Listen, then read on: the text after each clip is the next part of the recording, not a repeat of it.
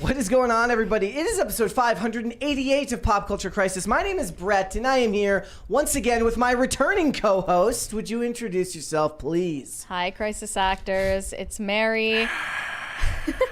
Not clickbait. I'm back again. I survived LA. It would have been so funny if I just did a clickbait every day. Mary's back, Mary's back. Just kidding. JK, LOL. Yeah, they would give up eventually, you know. But yeah, for real this time, I am back. LA is a strange place. I came back and I was unpacking my stuff, and my clothes just smelled like weed. Where did you? They just smelled like weed, and I wasn't smoking it, obviously. Where did you stay? I wasn't around anyone that was smoking it. I'm not going to say where I was staying, but What part of LA? I mean, were you in Hollywood? Were you in LA? Were you in Burbank? The Valley? Burbank, right? Yeah. It wasn't my favorite place in It's the where world. the masterpiece Chuck takes place, Burbank, California. If you next time you go to LA, if you get the chance, stay down in Lakewood. It's awesome, suburban, super. Doesn't smell like weed. No, there's very few homeless people compared That's to like nice. Hollywood and stuff. They It's use really, CBD really nice. gummies in I like there, it. I'm sure. They don't use they don't actually smoke it. I'm actually also saying this because I'm going to clip this and send it to my friend Josh. Josh, I love Lakewood. Oh, we got a $20 from Corey Anderson. He said, "Mom, never leave us with Dad for this long again. He fed us nothing but pizza with green olives for 5 days, and he kept talking about some woman named Olivia and how he hates some cat named Mocha." Did not happen. We talked about a cat named Bucket, not Mocha. Who's Bucket? Neighborhood cat. There's there's just all sorts of cats around here that just hang out. It's not a neighborhood cat. It's Brett's cat. I almost accidentally ran over a cat last night. There you It go. was really See, scary. that's he was neighborhood walking cats, too. so casually to the other side of the road, and he knew I was coming, and he just didn't care whether he lived or died. That's kind of awesome. A little bit, yeah. I dare ya. So you had fun. In LA, yeah. I mean, I had fun doing what I came there to do. The rest of it was a little chaotic. Fair enough. Yeah. Fair enough. You got more right. stuff coming out, not just because the Adam Carolla stuff is out. I saw like some people mention this, but if you don't know already, I was there doing an appearance on Adam Carolla's podcast, so that's out right now. I tweeted it, so you can get the link there. And I also did a collab with someone at PragerU, but that's not out yet. So not sure when that's going to be up. So what did you talk about on Adam Carolla? For the people that don't know. Well, the title says Mary Morgan on women's suffrage and online dating. It wasn't just that, though. I swear. It wasn't just on that. I mean, it was like super general, but Listen, he doesn't. The 19th isn't enough. Yep. More has to go. He does it more like IRL, where it's just like kind of news related topics. So like we got into talking about Lizzo. We talked about Me Too a little bit too. This is like this show. We talked about Morgan Wallen. I mean, but- I'm sure that wait, he was it picks about some things that are more in my wheelhouse, though. Was it about like the chair going over The chair, yeah. We looked at the security footage, and the chair was like barely visible, but we needed to know like what type of chair. It really matters what type of chair he was throwing. Did What if the chair was made of styrofoam? Yeah? We don't know. I mean, we were just talking the other night about how like people die in New York City because just random stuff gets thrown off of buildings, and you get hit with anything from high enough, it That can kill you. happens, like, Oh, yeah. regularly? Somebody died of getting hit by a hot dog from the top floor of like a No. A hot dog? hot dog. Yeah. That is the most frozen? Frozen hot pathetic. dog. Oh, okay, if it Okay. was frozen. Frozen hot Okay. dog. Frozen hot dog from that many feet will kill you. Yeah, That doesn't seem like it would have enough mass to get going, that's crazy. But whatever. I mean, That would be the most embarrassing way to die. The Well, not the most. It's like in my it's up there. obituary. What? In my obituary, please obfuscate how I died. Say I think died somebody heroically. also died because someone like dropped a penny off of the Empire State Building or Penny, something, or like off of the Eiffel Tower. I believe it is an old wives' tale that you could drop a penny because a penny will flip, and that causes so much drag that it slows it down. So that okay. way, but if you dropped it where it would have, like if it could stay, vertical, it might be It able would to pick up slice enough someone. speed. Somebody to makes embed. like an animation of just a hot dog going like it looks like an anime clip going downwards, and then it's a glizzy overdrive all the way onto the top of someone's Not head. Glizzy Overdrive. Glizzy Overdrive is back. Guys, we got a bunch of stuff to get into today. It's going to be a lot of fun. We're going to talk about this online discourse surrounding the race swapping of Rapunzel for a Rapunzel movie that doesn't actually exist. Oh, Oddly cool. enough. We're fighting about things that don't happen. Yes, that's exactly. Nice. Is this We're fighting about the idea. Yes. What if? Yeah, it's what if. let's imagine something so we can be at each other's throats about it. Which reminds me, because so people were talking. So yesterday we talked about the Joker trailer before the show here today. You weren't here when we talked about it yesterday. And there was a lady, I kid you not, who made a tweet that said like, there's 73 versions of Batman and nobody blinks an eye, but they do 2 versions of Harley Quinn and everybody starts arguing about it. And everyone's like, have you ever been on the internet before? All people do about Batman is argue about the different portrayals of Batman. Yeah. That's all they do. Yeah. Okay.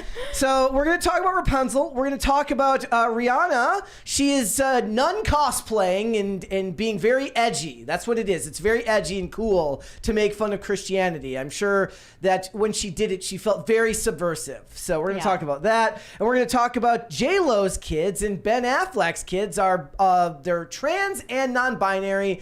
What are the odds, right? 2 in one family? It's crazy. And then there's Charlize Theron, and then there's Megan Fox, and all of them. It's what do they call it? Purse puppies. That's what it's called in Hollywood. Yeah. So we're going to talk about that. We got a bunch of other stuff to get into. But before we do that, guys, would you hit the like button on this video, please? Subscribe to this channel if you have not subscribed here yet already. Share this video with your friends so that more people can come in here, hang out, and watch these live streams. See the videos, share them with their friends so they can come on and hang out. Be a lot of fun, so thank you for that. Remember, all super chats $20 and over, just like the one from Corey Anderson. We will interrupt the discussion. We will read those super chats right then and there, and then we will do our very best to get on topic, back on topic. And it should be more organized today because we're back to our usual routine, so everything should work out. So, was it crazy earlier this week? Actually, I'll be honest. Like, this was like the first time where when we were going through and reading all the super chats, where like I didn't feel like I ever lost my place getting back to the top. I got some help reading the 20s, but then like I had to keep my place on the sheet there. And remember, on Monday and Tuesday, on Monday we didn't have the crisis meter, so we didn't have the Google Doc. Right. So there's no way to follow along outside. So it was a little bit of a mess, but they like the chaos here. Admit it, guys. You love the chaos.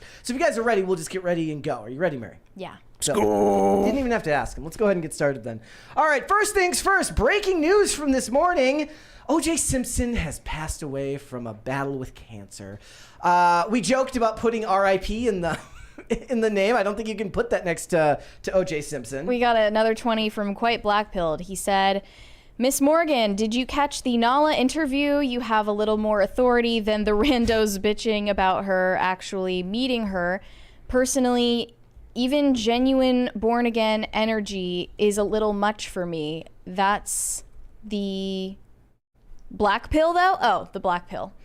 I'm not going to say I'm not skeptical. Like, I think it's fine to be skeptical when someone does a complete 180 like that in the way they present themselves. Yeah. And I remain skeptical, but optimistic, because why the hell not? You talking about Nala? Is that? Yeah. Oh, yeah. I mean, look, the fact of the matter is, it's like if she actually did, like, people are going to have their opinion, and nothing that anyone is going to say is actually going to change anyone's preconception about her, because if they don't like her because she's an OnlyFans person, no one's going to say anything that's going to make them change their mind. You know what I mean? So if like she is like actually religious now, then cool. And like, if people just weren't so, what is the word? I mean, we always talk about how they use such bravado. Like, if people weren't so confidently wrong about things, then we could have such a sane conversation about this, because there were definitely red flags about the way she came forward with this. Sure. Yeah, like, it's true. She should have probably taken a social media detox before she went to talking about this publicly. She probably should have done a lot of things differently. Like, maybe she should change the way that she presents herself in her physical appearance. All of these things are true, but you know, she probably has zero template for that. Yeah. Anyway, so yes, there are red flags. And also, I don't like the whole, you know, we're getting baptized like 5 million times and we're like singing worship music and acting like really emotionally perclamped about our conversions, right? Like, because I'm Catholic, that's not really my style. And that also raises some alarm for me. But ultimately, like, best case scenario, she's telling the truth and sticks to her guns, and that's great. Like, what is really the worst case scenario here for people? No, here this is what I think is funny. Cynical people get taken is what it is. That's the worst thing. Yesterday, my point was this: is everybody's just approaching it from long-term internet cynicism, which means that you never want to be got. You don't want to get got, right? That's the whole point. But my point is this: say you're right, say they're right. And she it's the worst case scenario. She goes and starts doing like really, really vile shit again on OnlyFans, and it's related somehow to her supposed, okay. The best they get out of that is an I told you so.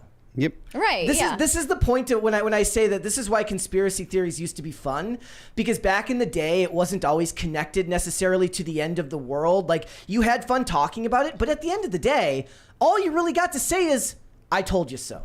I got here first. And that doesn't really mean anything, because you're on to the next conspiracy before long anyways. They'll be on to the next grifter before long. And particularly people that are that cynical, like they're out there like debunking everything and always saying no, like that's their entire personality. They get into like, oh, blah, blah, blah. Like the dudes that are most critical of her are also the dudes that are the most critical of OnlyFans overall. So it's not just about her or what she's doing. It's they don't like people that did that. So there's a whole lot of personal in it and stuff. So, and again, you can't control what people are going to say and think. That like people can have their opinions, whatever and stuff.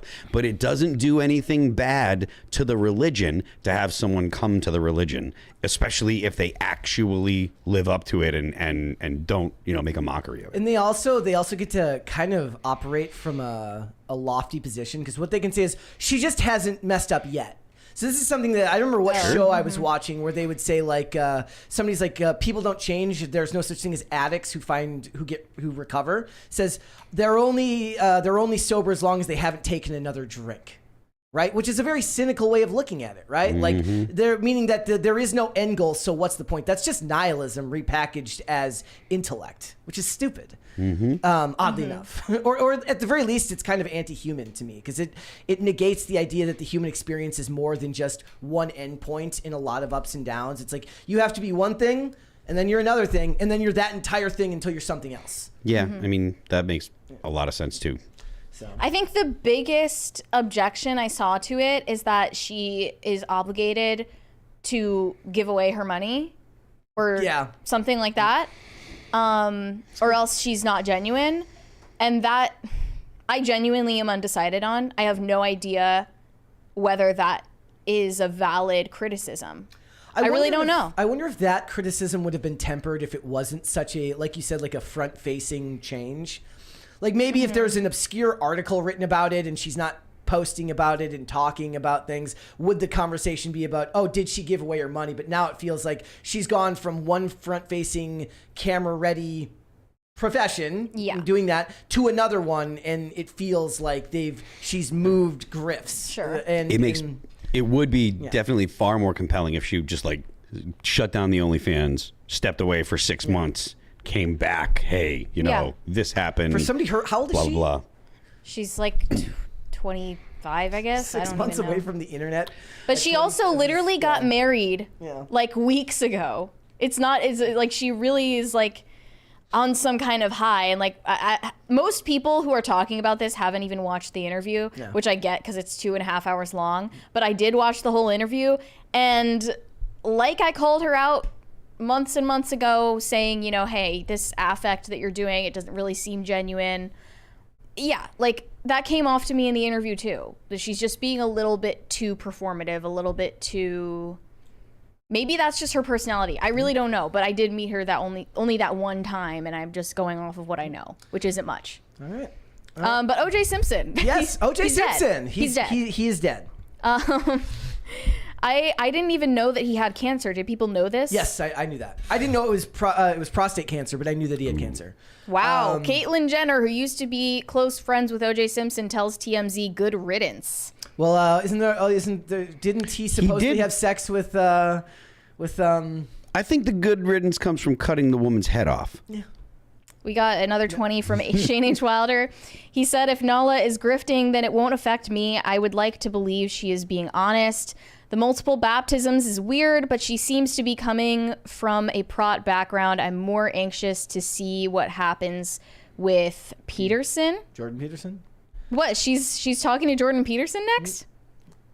That's crazy. I've never heard about that. I just always wonder if people really do realize, like, you do know that if you believed wholeheartedly that she was genuine, and then it turns out not to be true, it's not the end of the world for you.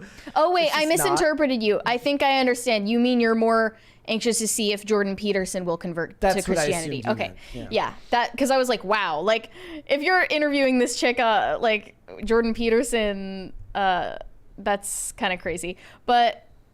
Yeah, most people are kind of like taking the stance that this is a rest and piss moment. Yeah, I saw some people. We could have put R.I.P. and then like we meant piss, not peace. Up to your guess, yeah. You know, whatever. I see some people making this about race, which breaks my heart because... How so? Well, they were talking... I mean, they're bringing it up about whether OJ's acquittal had more to do with race or if it had more to do with fame, which was a big part of the story back in the day. Chris Rock had the whole bit about how it was about fame and not about race, but a lot of people think it's connected directly to Rodney King. It was about fame. Yeah, and but like, so he's talking about that in the... Oh, no, I think it was about race, but that's just me. That's just my opinion. I disagree. The Chris Rock bit, he goes, that shit wasn't about race, that shit was about fame. Because if OJ drove a bus, he wouldn't even be OJ. He'd be Orentho, the bus driving murderer. Yeah.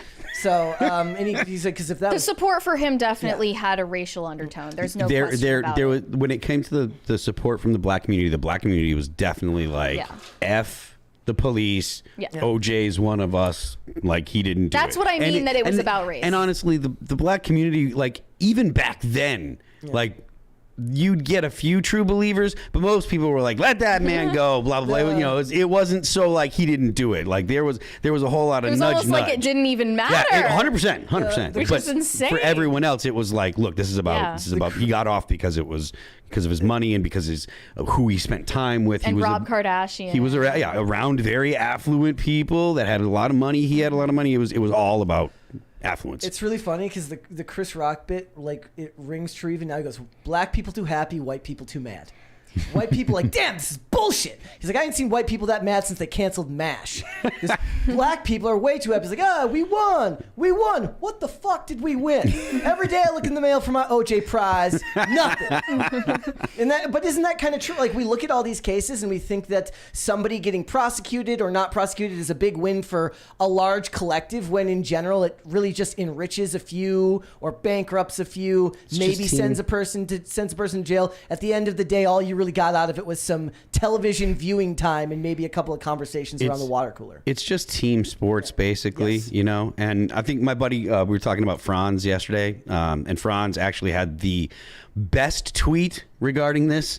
Franz tweeted, now he's in heaven with his wife. How beautiful. That is the best take that is out there. What if he did? Now he's with his wife in heaven. It says he was surrounded by his children and grandchildren on his deathbed. Can you imagine if he did like a deathbed confession? Yeah. Well, he wrote a book that wasn't allowed to be published called If I Did It. What if his last words were, I did it?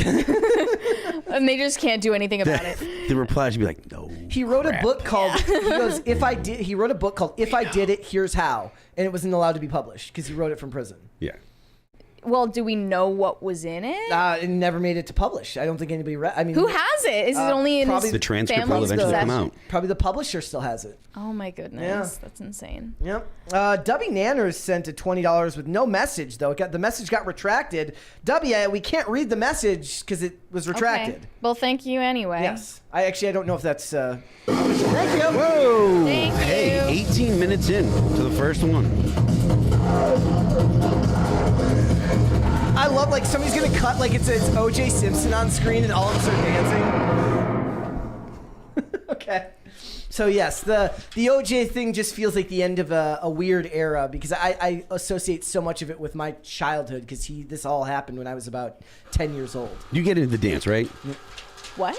You dance with us with the crisis party? Yeah. Okay, because it was the coffee lady. Okay, yeah. Sarah wouldn't dance. She wouldn't dance. That's okay. I was like, that's not cool. She's one of those people that doesn't dance. It's not cool. I don't dance like either. Like, I'm a wallflower too, but still, like, I can get into the crisis party, So, OJ is Some OJ is entertainer. passed on. Didn't we cover a thing like 2 years ago, like when this show first started, where he was like partying with a bunch of girls who were 25? No, there was one of them that did a prank on him because she bore a striking resemblance to Nicole, and it was. Ooh, they filmed a TikTok where it was really weird. Oh, by the way, guys, we put up a poll today. We asked you, can men get the ick? Mary, do you want to describe to everyone what the hell the ick is? Because we were a little bit confused because we had perhaps a different definition. You know I still don't know. Yes. Let me actually look up an official definition in But if you get the Urban official Dictionary. It's a slang term used to express a sudden feeling of disgust or dislike in response to the actions of another person. And I'll add, in a romantic context, like a person that you're dating or potentially going to date. So Mary explained to me something today that I was not aware of, that the ick is not terminal. I was under the impression that the ick was terminal. You get the ick and then the relationship is doomed. That was how I understood it. Mary has explained to me that that's not it. And then she's like, and it's also not always related to what you do. It's sometimes how you react. And so I'm like, maybe I don't actually know what the ick is, because I thought that I did. Yeah. And when I say don't know, don't understand the way that a woman would understand it, is what I'm saying. Well, I was asking you guys for examples of your icks, and you were just listing things that were genuinely, objectively turn-offs, like bad behavior, like complaining or, trying to do like LOL so random humor all of the time or things like that. Like those are personality issues. Those aren't icks, because I think an ick has to be senseless and cruel and like arbitrary and has no, like the person has no control over it. It's like the woman saying, "Why are you laughing?" It's like, "Why are you laughing?" Something that a man could never in any way control or stop. The story that I always, or the one that sticks with me, it was someone that was an MMA fighter's girlfriend was telling the story. Homeboy's in the MMA fight, right? He gets knocked out. He does an involuntary like thing where your arms, like your body will do some weird things when you get knocked out. His arms went up like this or whatever, and the guy was on him going, basically trying to make sure that it was done because the ref has to jump in and stop him. And she's like, when I saw him up like that and he wasn't defending himself, I got the ick. It's like, he was knocked out, you psychopath. Yep. And she literally broke up with him like weeks later. And that's like insane. I think the question of whether or not an ick will end the relationship is literally up to the type of woman who experiences the ick. If she's like an emotionally immature, dysregulated person, then that's terminal. I think if she's a relatively normal person, it doesn't have to be some kind of relationship dooming incident. We just got a $20 from Dat Pie over there. He said, Tony Clown is r/nice guys taken human form for running backstage footage of the brawl in. Even Forbes roasted them by considering it a match that CM Punk won. It's WCW now, and even a vet commentator was having a PTSD attack live. That is one heck of a super chat. Okay, so CM Punk went to WWE, and so there was this huge controversy around the time that CM Punk left AEW, and while trying to win back ratings last night, they tried to air this backstage footage that was part of this controversy, despite the fact that he left the company, and it was just really, really poorly done, and it was in bad taste, and a lot of people feel like it killed AEW wholesale last night by airing this. You can literally see Tony Schiavone on commentary, who's part of WCW back when WCW was getting, about to go under when WWE won the ratings war, and he's literally like,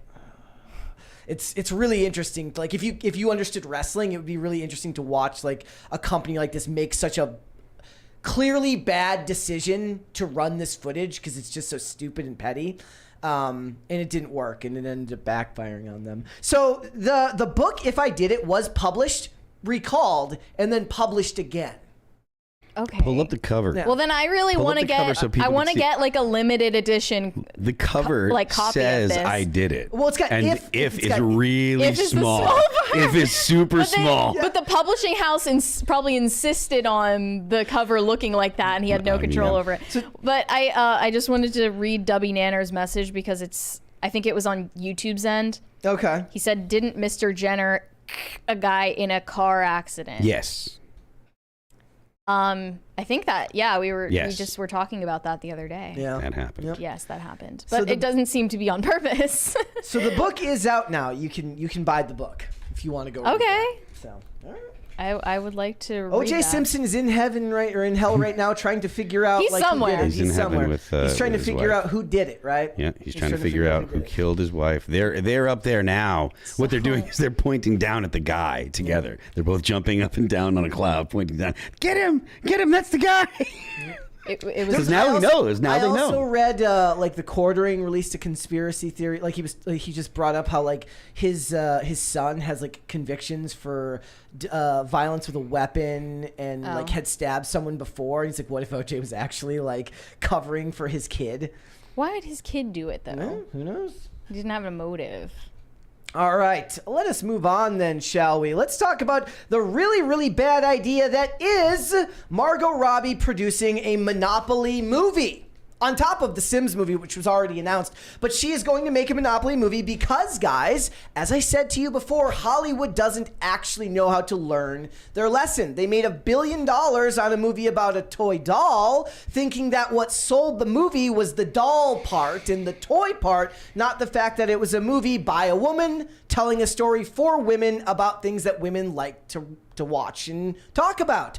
Instead, what they're going to do is say, let's make a movie about board games. And you already know that a movie about Monopoly is going to be about wealth inequality, the evil of landlords, and various other... Cry me a river, am I right? That is commie propaganda. Well, it's what it's called. Propaganda. Propaganda. They might as well be in the room with us right now. Is the propaganda in the room This with is us right now? exactly what it's going to be. Yeah, almost guaranteed to be that. And you know what? Which is ironic coming from Margot Robbie. we who need is to get Matan super Evan rich. in this movie.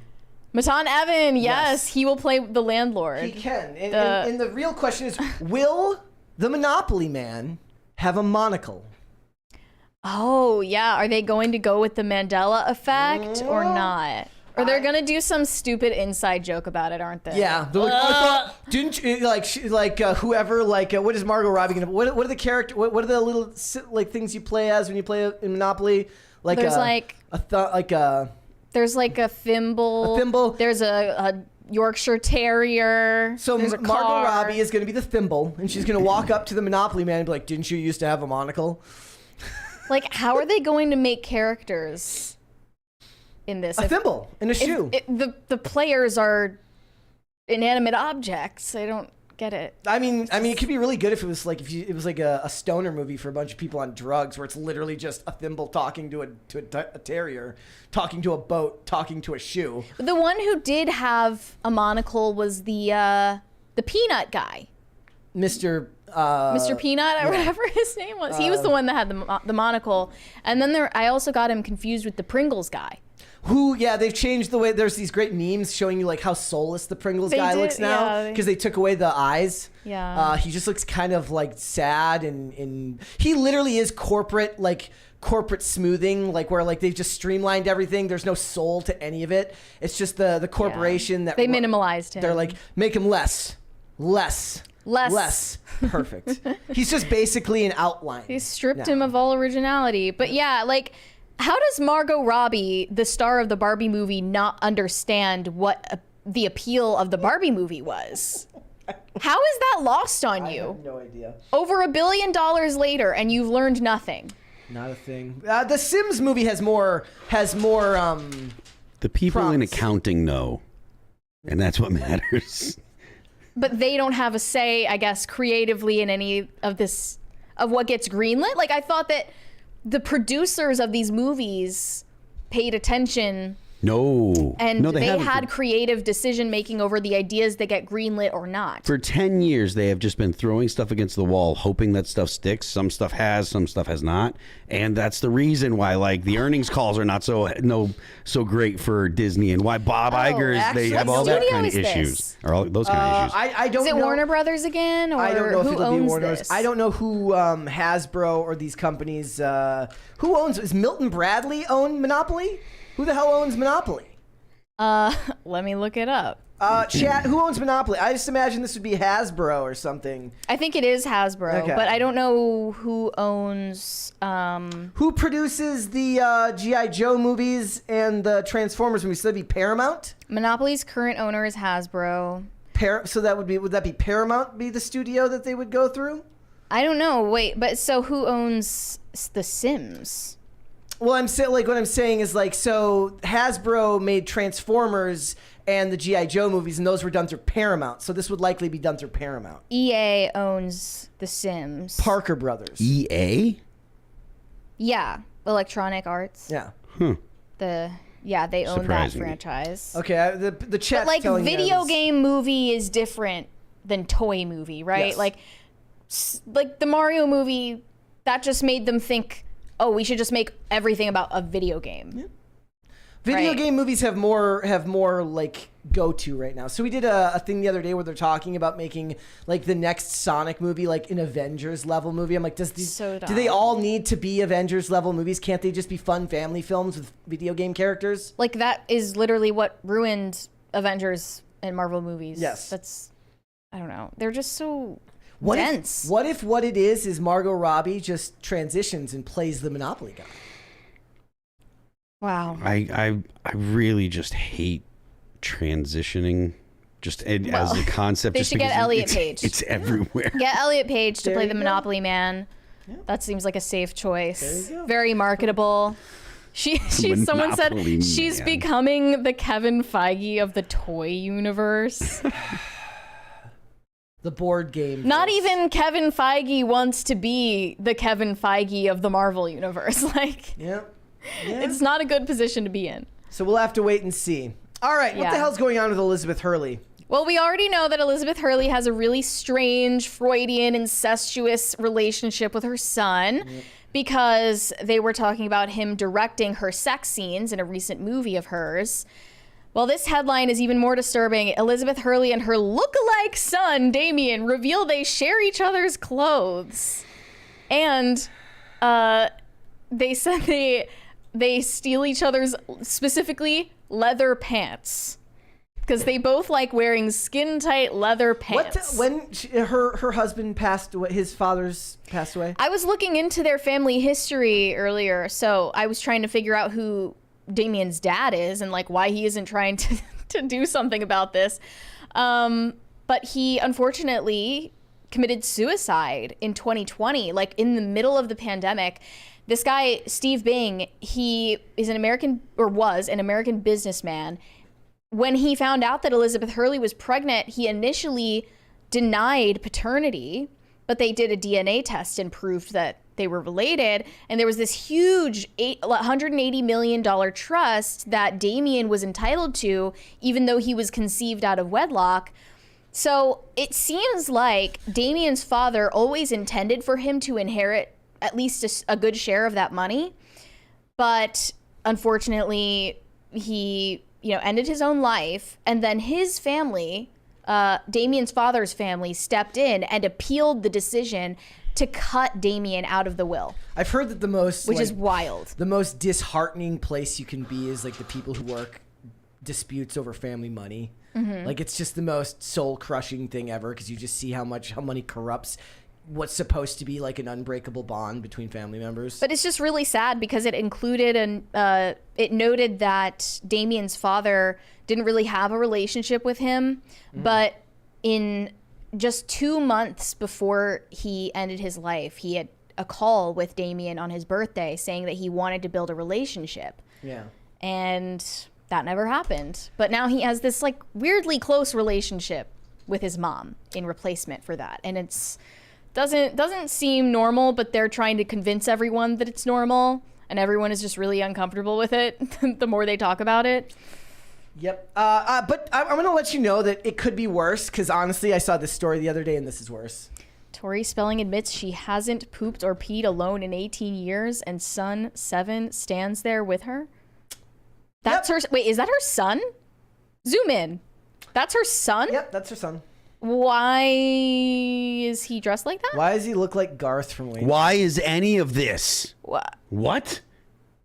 Okay, 7 is pretty old for that. I mean, if it said 3, I would be like, okay, that's fine. 7, not so much. Yeah. She said her husband did it before. What? Yep.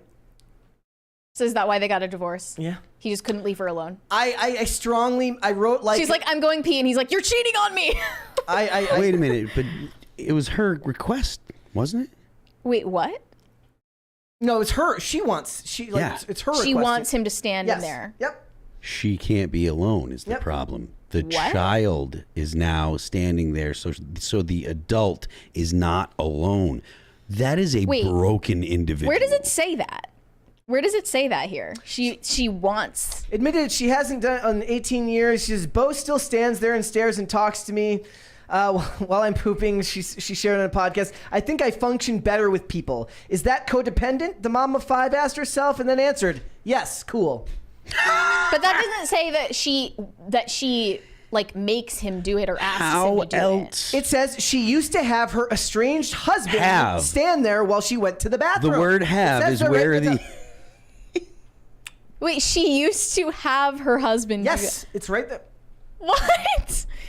Okay, I wrote out a tweet that said Asteroid 2024 for this, and I just decided not to post it because I just didn't even want to put this shit on my timeline. You knew what the answer would be. Yes. I thought that divorcing her husband on the podcast was like the rock bottom moment, but like... No, it's not even like my favorite. The newest headline about her says, Tori Spelling denies pet pig in bed while she and ex Dylan McDermott slept apart. What? Yep. Her honestly, if you are actually cleaning like the pig like it's a pet, then I don't think it's any different than like a dog. I don't support that either. I don't support like sleeping in a bed with a dog. Like, no, that's fine. But I think it's still weird, but okay. But why is she oversharing like this? She's weird. She's got a podcast now. She's got to make content. And I also think like women have this thing about wanting to, like, women do this where like they'll just like put like the craziest shit on the internet for everyone to read, and you're like, why the hell are you doing it? And the response is like, well, it was dumb, so I said it. And it's like, really? This is an actual ick. She needs a knitting circle or like a book club or something. Yeah. Well, she can't make money off those. She needs to like start selling Mary Kay to have like a group of women she can overshare to, and not us. Yeah. Not include us in that. But that's maybe what ultimately ruined her marriage, is there's just no mystery anymore because he kept on having to watch her defecate. He's like, look, it's not healthy for any relationship. No, it's not a good idea. I just thought, I saw the Elizabeth Hurley thing, and I'm like, but wait, there's more. Oh, but the other person, there was another like male celebrity who talked about how he likes to be naked around his kids, right? Bradley Cooper. Was it Bradley Cooper? Who said he showered with his kids. It was giving Ashley Biden's diary like vibes. It might have been Bradley Cooper. All of this. These people, man. We need like a segment called like, will somebody take their mics away?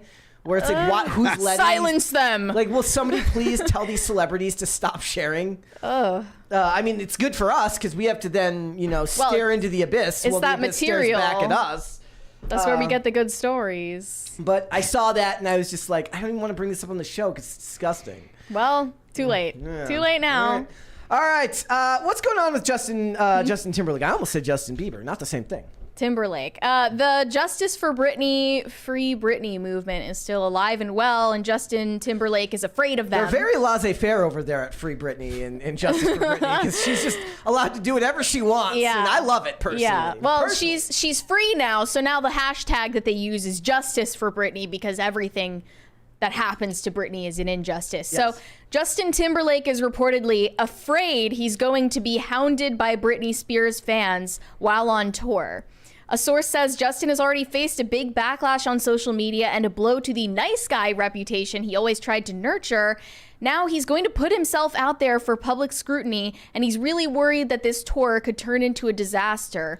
Britney's revelations boxed him into a corner. He's really afraid he's going to be hounded by her fans on this tour. So he has planned to bring up the Britney situation and address it on some of the early dates of his tour in hopes that it will just go away. Didn't he do a thing recently where he was at an appearance and he said, sorry, not sorry? Yeah, And but that was like that made it worse? ambiguous. Yeah. Like, I don't know if it's a good idea to address it at all. No, the best thing he can do is just ignore it. I feel like, yeah, that's like the worst move is Look at saying something. Andrew Huberman. He's just moved on with his life and nobody cares anymore. I don't even think that Britney holds it against Justin Timberlake at all. It's mostly her fans. Well, I mean, she's only one person, right? The rest of them are many people, and those many people are very angry.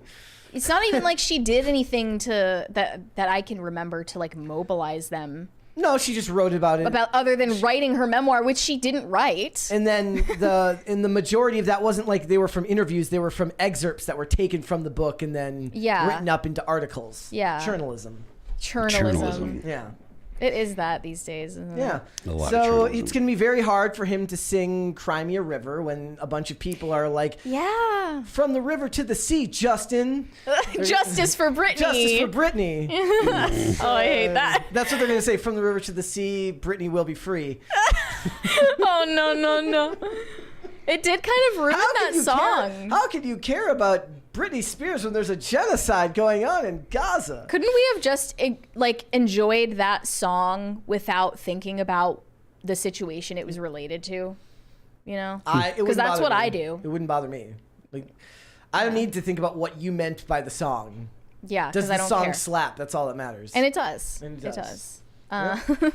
Speaking of songs that could possibly slap, Billie Eilish is in the news. Definitely not. No? So she's really mad at Rolling Stone right now because I love how edgy she is. Apparently, she thinks Rolling Stone leaked her album track list without her permission. So she posted on her Instagram story, F Rolling Stone, F you guys at Rolling Stone with the clown emoji. And I mean, I love the sentiment. it just seems Nobody like actually likes she's Rolling Stone trying- anymore anyways. She's trying really hard to be edgy. Like the last time when she was mad at Variety for outing her as what did she say she was? Just like queer. Yeah. Like no one cares. Legitimately, and no one cares like what your track list is. This whole thing, the album is called Hit Me Hard and Soft, which is just already I know that you're being a Lana Del Rey skinwalker. Mm-hmm. And here are the titles. Skinny, Lunch, I don't even know how to pronounce that. Chihiro, Birds of a Feather, Wildflower, The Greatest, L'amour de ma vie, The Diner, Bittersweet, and Blue. Okay. And it's only 10 songs, which is kind of short. But yeah, it just sounds like what everything is these days in pop, which is all of the girlies copying Lana Del Rey and not giving her credit. And also doing a shitty version of what she does. Yes. So people got really mad when we said that during that one. When we did the video where we were talking about how it seemed like Taylor Swift was mocking Lana Del Rey by bringing her up on stage to win it, to take her award. When did she bring her up? Remember we were talking, like, she brought Lana Del Rey. They were both nominated for an award. Oh, I thought you meant she mentioned Lana Del Rey. No. They were yeah. both nominated for an award. Taylor Swift won the award and Yeah. then brought Lana Del Rey up on stage to basically say, sucks to be you. Yeah, I because won she's a the mean award. girl. Yeah. She's a mean girl. But like all of these women are so jealous of her. It's disgusting. But they like can't get over her. So they try to do like a 99-cent store version of what she does. I saw a bunch of those 99-cent stores are closing, so you can't even do that Actually, they anymore. are, yeah. But I saw one in person in LA. I'd never seen them. I still want to go to the UK so I can go to a Pound Town. Have you seen those? Yeah. Why? Okay. Nobody cares about Rolling Stone anymore. No. Nobody's cared about Rolling Stone for a very long time. Not since Mattress Girl. No. They stopped listening to Rolling Stone about like political stuff with Mattress Girl, and they stopped listening to Rolling Stone about music when they stopped talking about music. Yep. Yeah. They care a lot about Trump from Music Magazine. They're so They it's do. just They yeah. do. But this is literally just another example of like the fact that Rolling Stone and GQ and Teen Vogue and like Home Economic or whatever Modern Garden and like every single magazine that's a mainstream magazine all has essentially the same topics that they cover. And the same it's all owners. leftist politics. And they're all owned by the same like conglomerates anyways. So. They're not. So you don't really have varieties of. It's like what George Carlin used to say, the illusion of choice. Yeah, I suppose so. But because they're all essentially sending the same message. They're all saying the same stuff. So, Get on birth control, seed oils. But it's not nearly as bad. Or I mean, it was way better like 20 years ago. You could look in a woodworking book and expect to find topics about woodworking, and it would be different from Teen Vogue, and Teen Vogue would be very different from like GQ. There is not a lot that GQ and Teen Vogue should actually be producing that are the same, because adult men in their 30s should not be looking at the same content that teen girls are looking at. They have totally different interests. They're completely different beings. Now it's like, what does woodworking and Teen Vogue and what is woodworking and what is Teen Vogue, and why do they both have to talk about climate change? But yeah, I mean, it's all it is. It's just about it's all racism, climate change, and race relations, climate change. It's all the same stuff, the same topics, because it is a unified message from essentially from the establishment, from the whatever the politically correct establishment is, or the politically correct narrative is, and it's just projected into society at every single level through every single outlet there is. I just went to Teen Vogue just to see what was on the homepage, and the first headline is Arizona upholds 160-year-old abortion ban. I mean, Like, it makes a little more sense doing. there, but like now if you go to GQ and that's on GQ, let's see what happens at GQ. What's on GQ? What is currently on the cover of GQ? Well, they do these interview profiles, but Gilbert Arenas will say almost anything NBA vet on finding his lane in the media. Anything? Henry Cavill found the perfect suit for muscular physiques. There you go. I do love those old those meme compilations. It's just like when bodybuilders wear suits and they always look really, really funny. Yeah, they need better tailors because it's not their problem; it's the tailoring problem. Anyway, let's move on. Let's do it. J. Cole is getting called transphobic right now. Surprise, Transphobic is a surprise. slur because of his lyrics in a new song called Pie, not the food, but the number. 3.14 and on and on and on. Here was the lyric that everyone got mad at. Is you a demon, or is that demeanor for the gram? Tell us, they plead the fifth. I'm seeing hints of a trans fella. In cancel culture's vicinity, he's no killer, trust me. Beneath his chosen identity, there is still a pussy, period. My favorite part of this whole discussion was the amount of people who said, who were complaining, and then a bunch of people said rappers constantly talk about killing each other and you don't have a problem with that, and people were actually saying yes, they should be able to talk about that, but transphobia is out of bounds. And then people don't see the weird type of disconnect there. So you're okay with harming and killing other people, but you're not okay with saying mean things to other people. It's the world we live in now. The rest of the song pretty much was about harming and killing other people. The joke here, the punchline was that 314 on his head when we kill someone, that's the bounty on someone's head. That's why he titled the song that way. But this apparently wasn't the first time he got in trouble for something like this. There was another song he released in 2013 where he said, I don't mean no disrespect whenever I say bundle of sticks. Okay? Bundle of sticks. Don't be so sensitive. If you want to get F'd in the A, that's between you and whoever else's D it is. Pause. Maybe that line was too far. Just a little joke to show how homophobic you are. So he did this song with Jay-Z called A Star Is Born that I really, really liked. Many, many years ago. We're talking many moons ago, probably. I just think name-checking cancel culture in a song lyric is just tired. It's trite. Don't do it.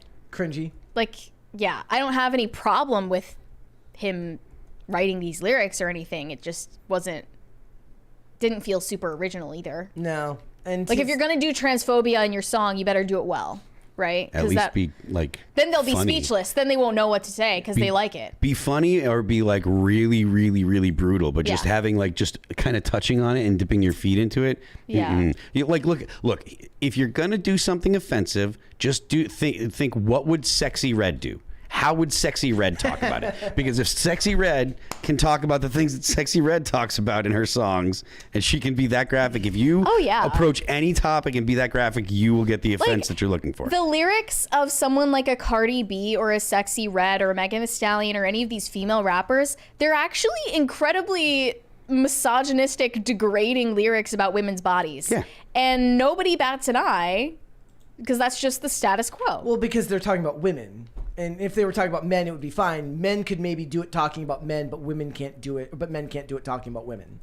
Though you could argue that in rap, it's actually more it's more allowed to be vulgar than it is in other genres. Yes. So, yeah. Did you see this? Ice Spice is going to make her acting debut with Denzel Washington. I saw this last What? Yes, let's go! What? It is not the first. And it's a remake of a Kurosawa film more than anything, ladies and gentlemen. Hello! With Denzel Washington. Washington. She literally prostituted her way into a musical career and then talked about her body parts enough to get into a movie with Denzel Washington. Oh, and Good for you. It's a Spike Lee Good movie. for you. Spike Lee is remaking a Kurosawa film called High and Low, and it's gonna. That's what I'm talking about. It's the 5th collaboration between Washington and Lee. It's the first since the 2006 movie Inside Man. Go watch Inside Man. Inside Man is really, really good. It's a really, really fun movie. I recommend everyone go and watch that one. And it's going to be through Apple Original Films and A24. Oh my goodness. This is insane. I am sure the acting will be superb. Okay, I'm sure it's going to be fantastic. Why? Why not, Mary? Why not? Do you ever ask yourself that? Why not? The way she comes off in interviews, at least, and I'm pretty sure it's not just a persona, she seems literally brain dead IQ. Like, I don't know if she's able to act, like, mentally. I don't know. They'll be like, could you just do this and say this? And she'll be like, yes. Can you, like, train someone like that, like a dog? Yep. With treats? I mean, if treats are dollars. I saw this yesterday and I was Throw like, some ones at her if she does a line. what I want to see actually, I want to see the footage of like the very first take that she has with Denzel in the movie. I mean, this is like, if you were Denzel, would you do this? Maybe he didn't have a say. He signed on because he loves working with Spike Lee, right? And then immediately after, he's like, "What? Who?" He's like, "What's an Ice Spice?" Like, oh, wait, Ice Spice. That's not. Okay, I said Ice Spice. Ice I was Spice. thinking Sexy Red. No, Ice Spice is a little better than Sexy Red. Slightly. Tiny bit. Slightly because you're not even a fart is not as disgusting as some of Sexy Red stuff. Maybe that's just maybe Denzel really liked that song. And he's like, look, let's get her on this next movie as we remake an Akira Kurosawa film. I just can't anymore. Like, someone said she does know how to twerk. Yeah, we've only seen evidence that she knows how to twerk. That's pretty much the only thing that we've seen she's able to do. So. There's a $20 one here from... Rico Cantrell said, I don't want to set the world on fire. I just want the Fallout show not to suck. Keep Freedom Radio alive. Love the work y'all do for the wasteland. Okay, so I watched the first episode last night. And I will tell you that I don't have a review as much as I have some general thoughts on it, which is that it was about 10 to 15 minutes too long. There is a lot of really, really rich detail in the cinematography and the set design that I assume, if you're a fan of the video games, is full of Easter eggs that didn't make sense to me, but it felt like they were being highlighted specifically. And it just was kind of dull and slow. But I imagine that if you're a fan of the initial stories, this stuff will resonate as more fun for you. I wanted more of Walton Goggins as that character, as the character that he shows up at the beginning and the end. And I assume that he's more prevalent as the episodes go on. I will probably watch episode 2 today. One of the problems is they released it all at once. And I'm like, I'm not watching 8 112-minute episodes tonight. That's insane. So I'll probably watch episode 2 tonight. It didn't really move me in any sort of way, but a lot of people seem to be pretty fond of it from what I saw. So if you are a fan of the franchise, I would recommend checking it out, I guess. But it didn't really do it for me. I don't know how accurate this is to the games, and it's not really a rebuke of the story. But all I could think of when I saw it was that there's like a lot of really, really unattractive looking people that don't look like they would survive the apocalypse. I'm not trying to say that in a way that's a general critique of the story, because it's not. I'm just saying I see it's distracting. I see a fat balding guy and I say, how did the fat balding guy survive the apocalypse? He doesn't have enough character to be like, oh, well, his unique character, his unique dialogue, his unique personality can kind of make up for that, right? Like a good enough actor who's kind of fat and bald can make up for that by having an engaging personality. This actor didn't have that. Doesn't take place some years after? Yes. Okay. So it's not about surviving the apocalypse. Yes. It means your parents it's are maybe 219 years later. Okay, your great grandparents survived the apocalypse and somehow you made it here. But regardless. Yeah. I get your point. And it's distracting to see ugly people on TV. It is. Yes. And there's a lot of like just dysgenic looking people that it just didn't work for me. And it's, again, that is not a critique of the story because I don't know the story well enough. I will probably watch episode 2. I'm just giving you my off the top of my head thoughts. Don't take this as a review. It's the nuclear waste. In anything. Yeah, maybe it is. Maybe that's what it is. Mutating them. I mean, there is also the talk about the dangers, like about they can't inbreed and stuff like that. So perhaps it's all lovely and packaged really well together and I just don't get it. But again, 112 minutes for an episode is just too long, and I got shit to do. What are they thinking with an episode? They really are making pilots as long as possible. Well, there's no such thing as a pilot anymore. A pilot used to be yes, I understand. But they're making the first episode of a series like this as long as possible because they know that a bunch of people are going to drop off episode per episode, and they want to inflate the watch time, the watch minutes that they can report as like, wow, we did so successfully because we got this many minutes of watch time. But it's really just because a lot of people watched your pilot, which sucked, and was the length of a feature-length movie. Waiting for it to get good. Waiting for it to get good. Jordan Jones says his baldness makes him aerodynamic. Maybe that's what it is. Look, also there's like this large-scale fight scene that's done almost exclusively at like 120 frames a second. I just wanted to pull my freaking hair out. I was like, I get it. You're marrying it to like 50s era music, and it's supposed to be dichotomous, and I hate it. But that's just me. I'm worried that's gonna be any action scene in Joker 2. That's when I pitched it to you. It would be like that. That's literally how I imagine it's like, oh, as like the knife is going in.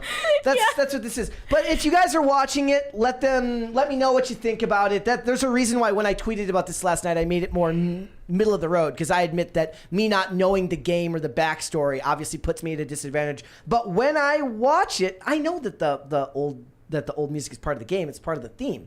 But the point is that it just didn't work for me. If they put more Walton Goggins in it, it could be better because Walton Goggins is fantastic. He's a great actor. So, all right, let's go ahead. What would you like to see? We have an ick test. We have an ick test for you guys. So this is Kelsey Plum. And yes, when I say that the people were ugly, I'm not saying the lead actress was. The lead actress is beautiful. It's all the other people. It's pretty much all the other people around her. They're calling it woker too. Oh no. Kelsey Plum, she's like a TV announcer, right? I mean, she's a WNBA. I mean, isn't she in the WNBA still? She was like I thought she used to be, but she's not anymore. Is she retired She's like now? more of a TV personality now. Okay, I just remember I thought she started in the WNBA. Again, is there really a difference? If nobody watches it, she could be an announcer, she could be a player. Nobody knows. Yeah, right? Yeah. So there's this video of her eating popcorn that was like super viral. So this is the clip. Okay, yeah, they're saying she's a WNBA player. Kelsey Plum in the building, enjoying the popcorn apparently.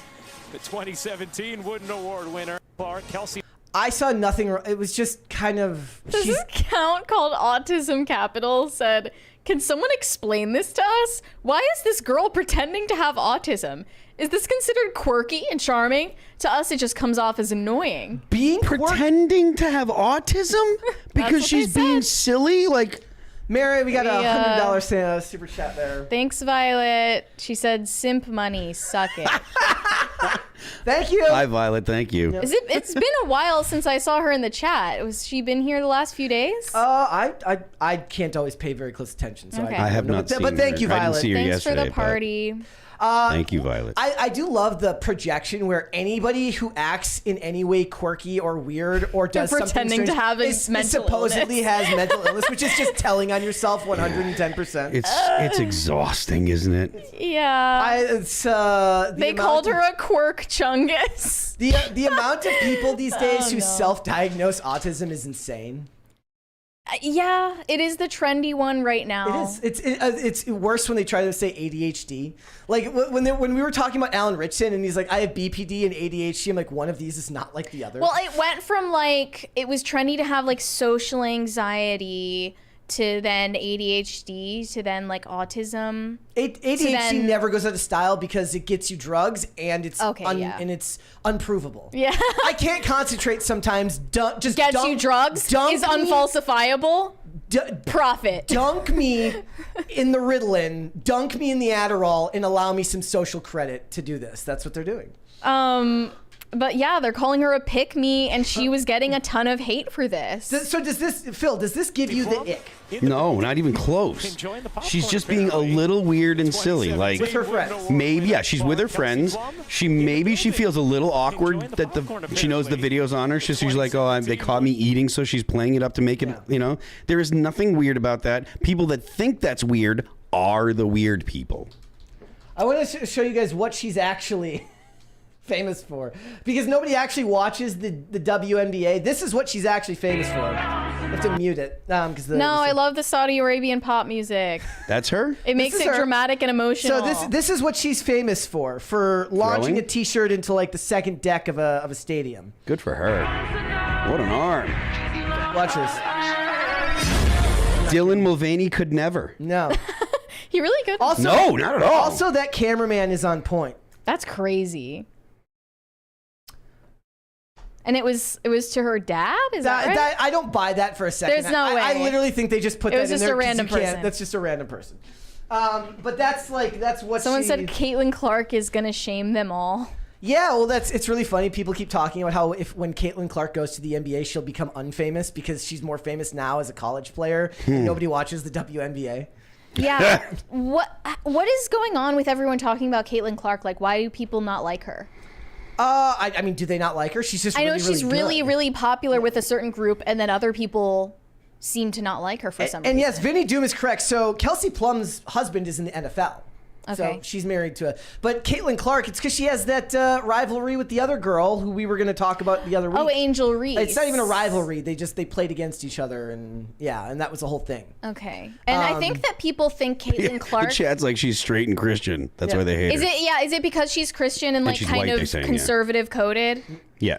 Conservative. That's the problem with society right now. Is there's such a thing as like coded. Yeah, it's because that's the problem with society. Like Sydney Sweeney. Yes, which is literally just an excuse for people to accuse you of stuff. We're gonna and try to mess up your life. We're gonna have to make a video now someday that says Caitlin Clark is implicitly right wing, and I'm gonna want to just jump off a bridge.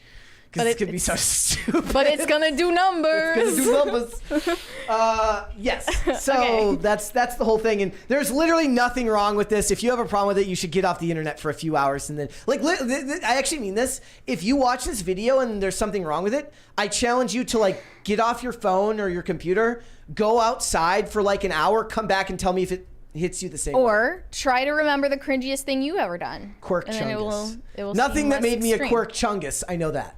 Quirk chungus. Okay. All right. What would you guys like to see? Cringe or cute of the day? Go with cringe so that way we can have a cute for a palate cleanser. Palate cleanser. Thank you very much. We can do that. That seems like the best plan, right? So the other day we had one where I felt like the cringe wasn't so bad, so I did the cringe first. But if it's particularly bad, but there's a $20 one there if you want to read that one quick before. Robert G. Smith said, Mary, welcome back. Phil, always appreciate your insights here and on IRL. Cheers. Brett, good work, but please turn your mic up and do something about the echo reverb on your voice. Keep it up, guys. I agree with this guy. There is way too much echo on your mic. Okay.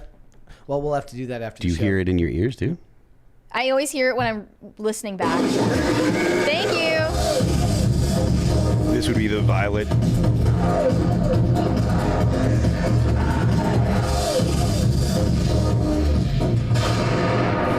Crisis Party. Yeah, that's what it's called. Yeah. All right, here we go. Cringe of the day. Here's Lizzo with her 3 exercises to get your summer body. Oh my gosh, I'm so excited. I'm going to get my summer bod. Yep. Thank you, Lizzo. As I said yesterday, these were the exercise Thank tips you, that I Lizzo. was hungry for. Yeah. 3 exercises to help you get that summer bod. Hello? Who is this? Block your ex. Ugh. Remember to hydrate excessively. And remember, you can never be too extra. Yeah, you can. Mr. Belvedere.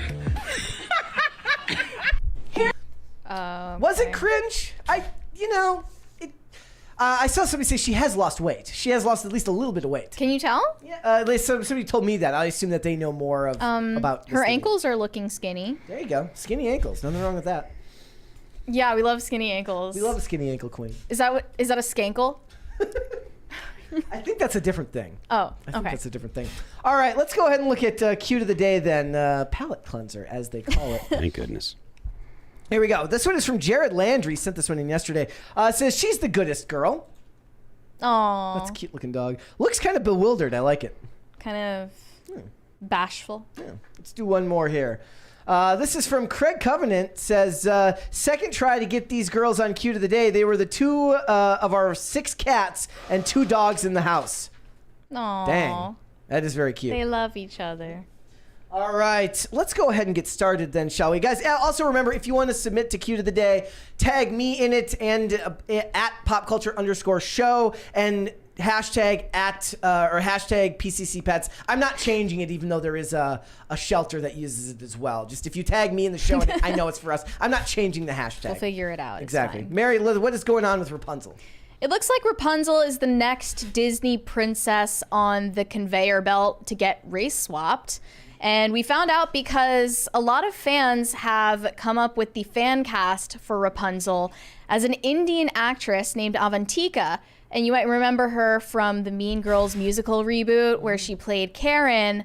She actually was one of the not bad I kept harping back on her because I said she was the best part of the movie to me. Look, it's fine. Obviously, I don't want Rapunzel to get race swapped, but I think it's being brought up because it's inevitable and we need to like cope with it before the announcement actually what comes I always out. say. By the time we go to these movies, we've emotionally dealt with it so much that it doesn't bother me. Yeah, I mean, it's pretty much inevitable at this point. There is no white Disney princess who is not at least getting considered for a race swap right now.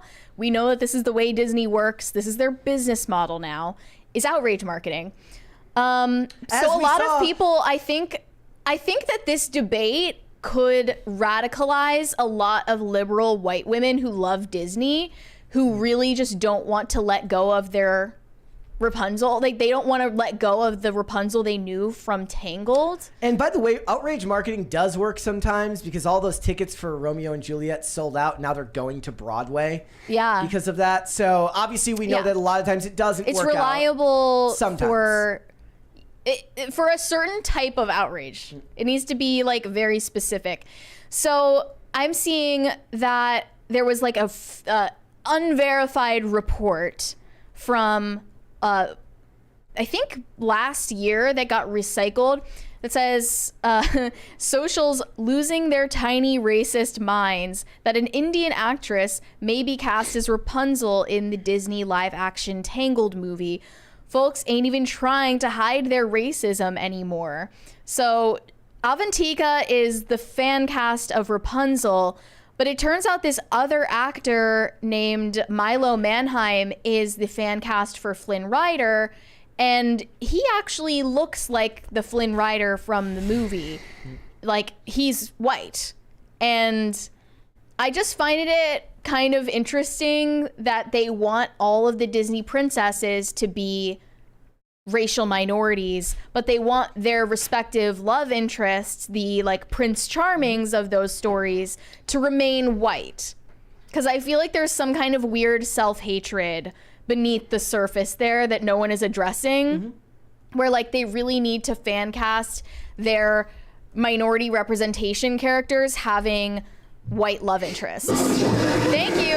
Which in a way kind of exposes that you're like racist if you think that like you're inferior because you're not white. So you're saying that the self-hatred is on the part of the people of the brown girls, okay. Right? Like, because I see things like this all the time where they like force ships of girls who are like black or racial minorities with white guys.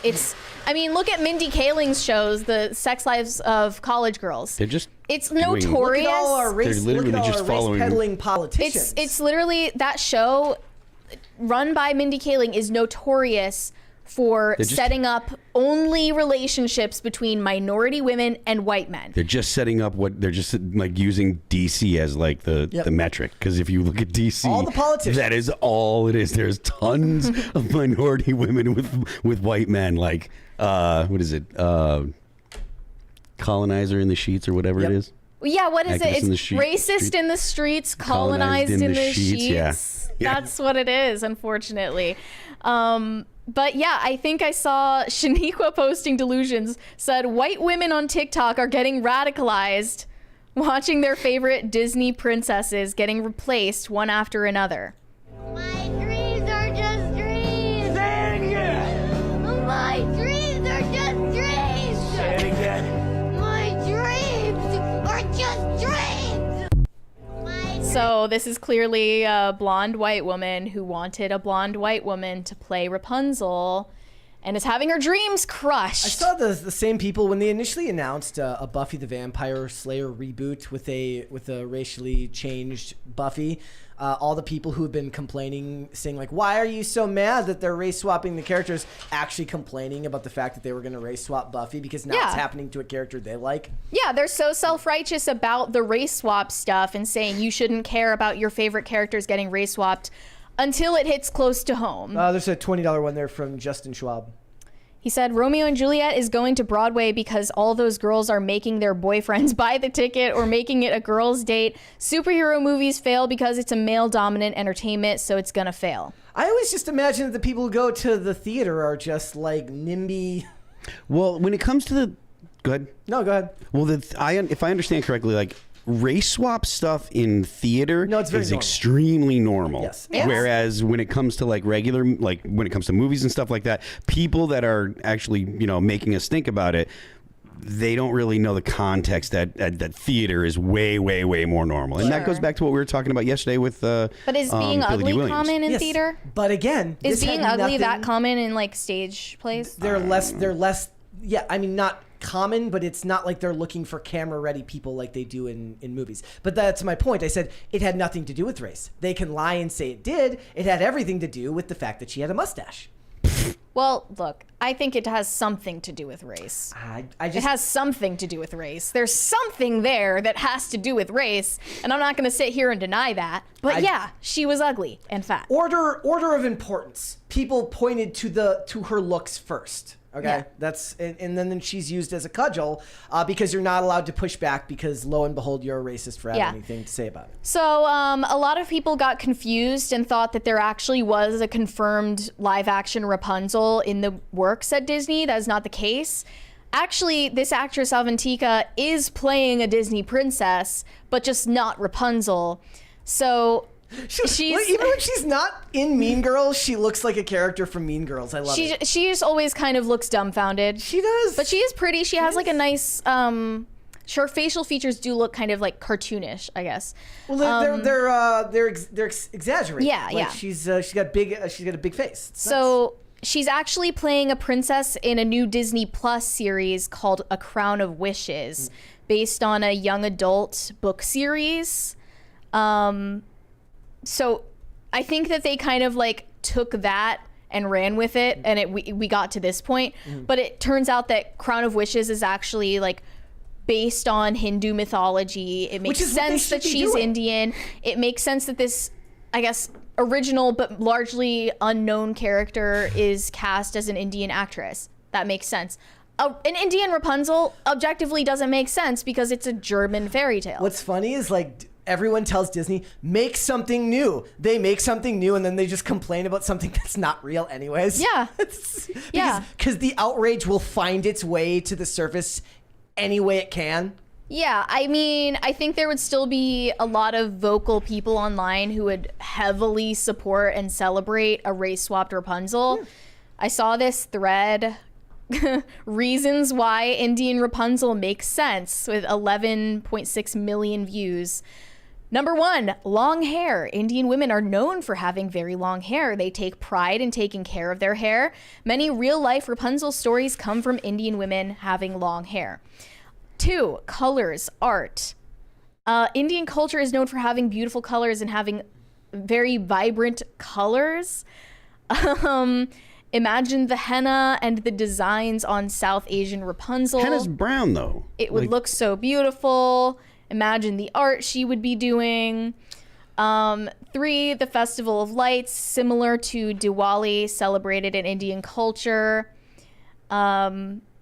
I don't know. This is just like, they're really reaching. It's all surface level stuff that has nothing to do with the story. Yeah. And they're basically claiming that even though this is a German fairy tale, it's been repeated in other cultures in similar ways. Therefore, it belongs to no one. Therefore, you can't, your own stories are not your own.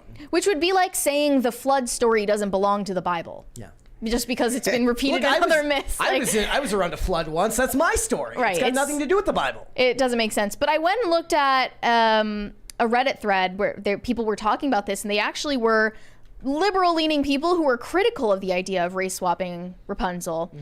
One said, I find it funny that Disney is casting women of different races for traditionally white roles, but then finding men who look like the literal drawings come to life. I genuinely don't care what race, skin tone, hair color, eye color, height, weight, whatever they cast people as, but it's interesting that it's a one-way street. You know what's funny about this is it kind of brings to mind, Phil, you might have been following some of this stuff, what's going on in video games once again, talking about why is it that when they mocap a guy and they create a video game character out of him, he looks exactly like the actor, but then they get a hot actress or a hot woman to stand in for a video game, and she's ugly by the time it comes out. Because chicks hate women. Nobody hates women more than women. Well, I think they came up with their own woke mental gymnastics explanation for why this happens. Like, why is the handsome, fit, white male lead still a permanent structure in Hollywood?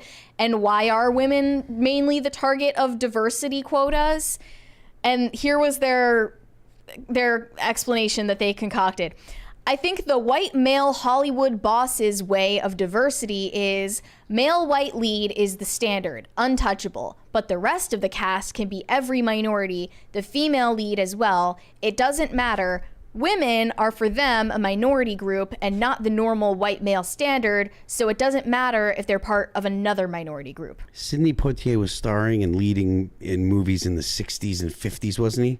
Sidney Poitier, like the 50s, I think. Danny Glover was doing it in the 80s, okay? So just miss me with that nonsense. It is nonsense. I'm going to go watch Lethal Weapon as soon as this is over, and you can kick rocks. And another one, like Sidney Poitier is like one of the most celebrated actors in Hollywood history, too. Like, that dude has all kinds of like kudos and stuff. The desire for firsts from Gen Z, like they're like, oh, they've got such a massive focus on racial inequalities in a time when the West has never had more equal treatment among the races. This is Cal Kestis from the Star Wars games, who looks exactly like his part, like, which is Cameron Manheim, who stood in for him. Okay. Looks just like him.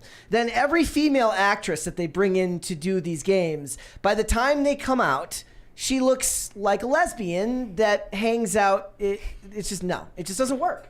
Yeah. Crabs in a bucket. Well, I think that the feminists are bemoaning the fact that when Disney or these other studios do race swaps or, push diversity only onto female characters, it means that the actresses in those roles bear the brunt of the backlash.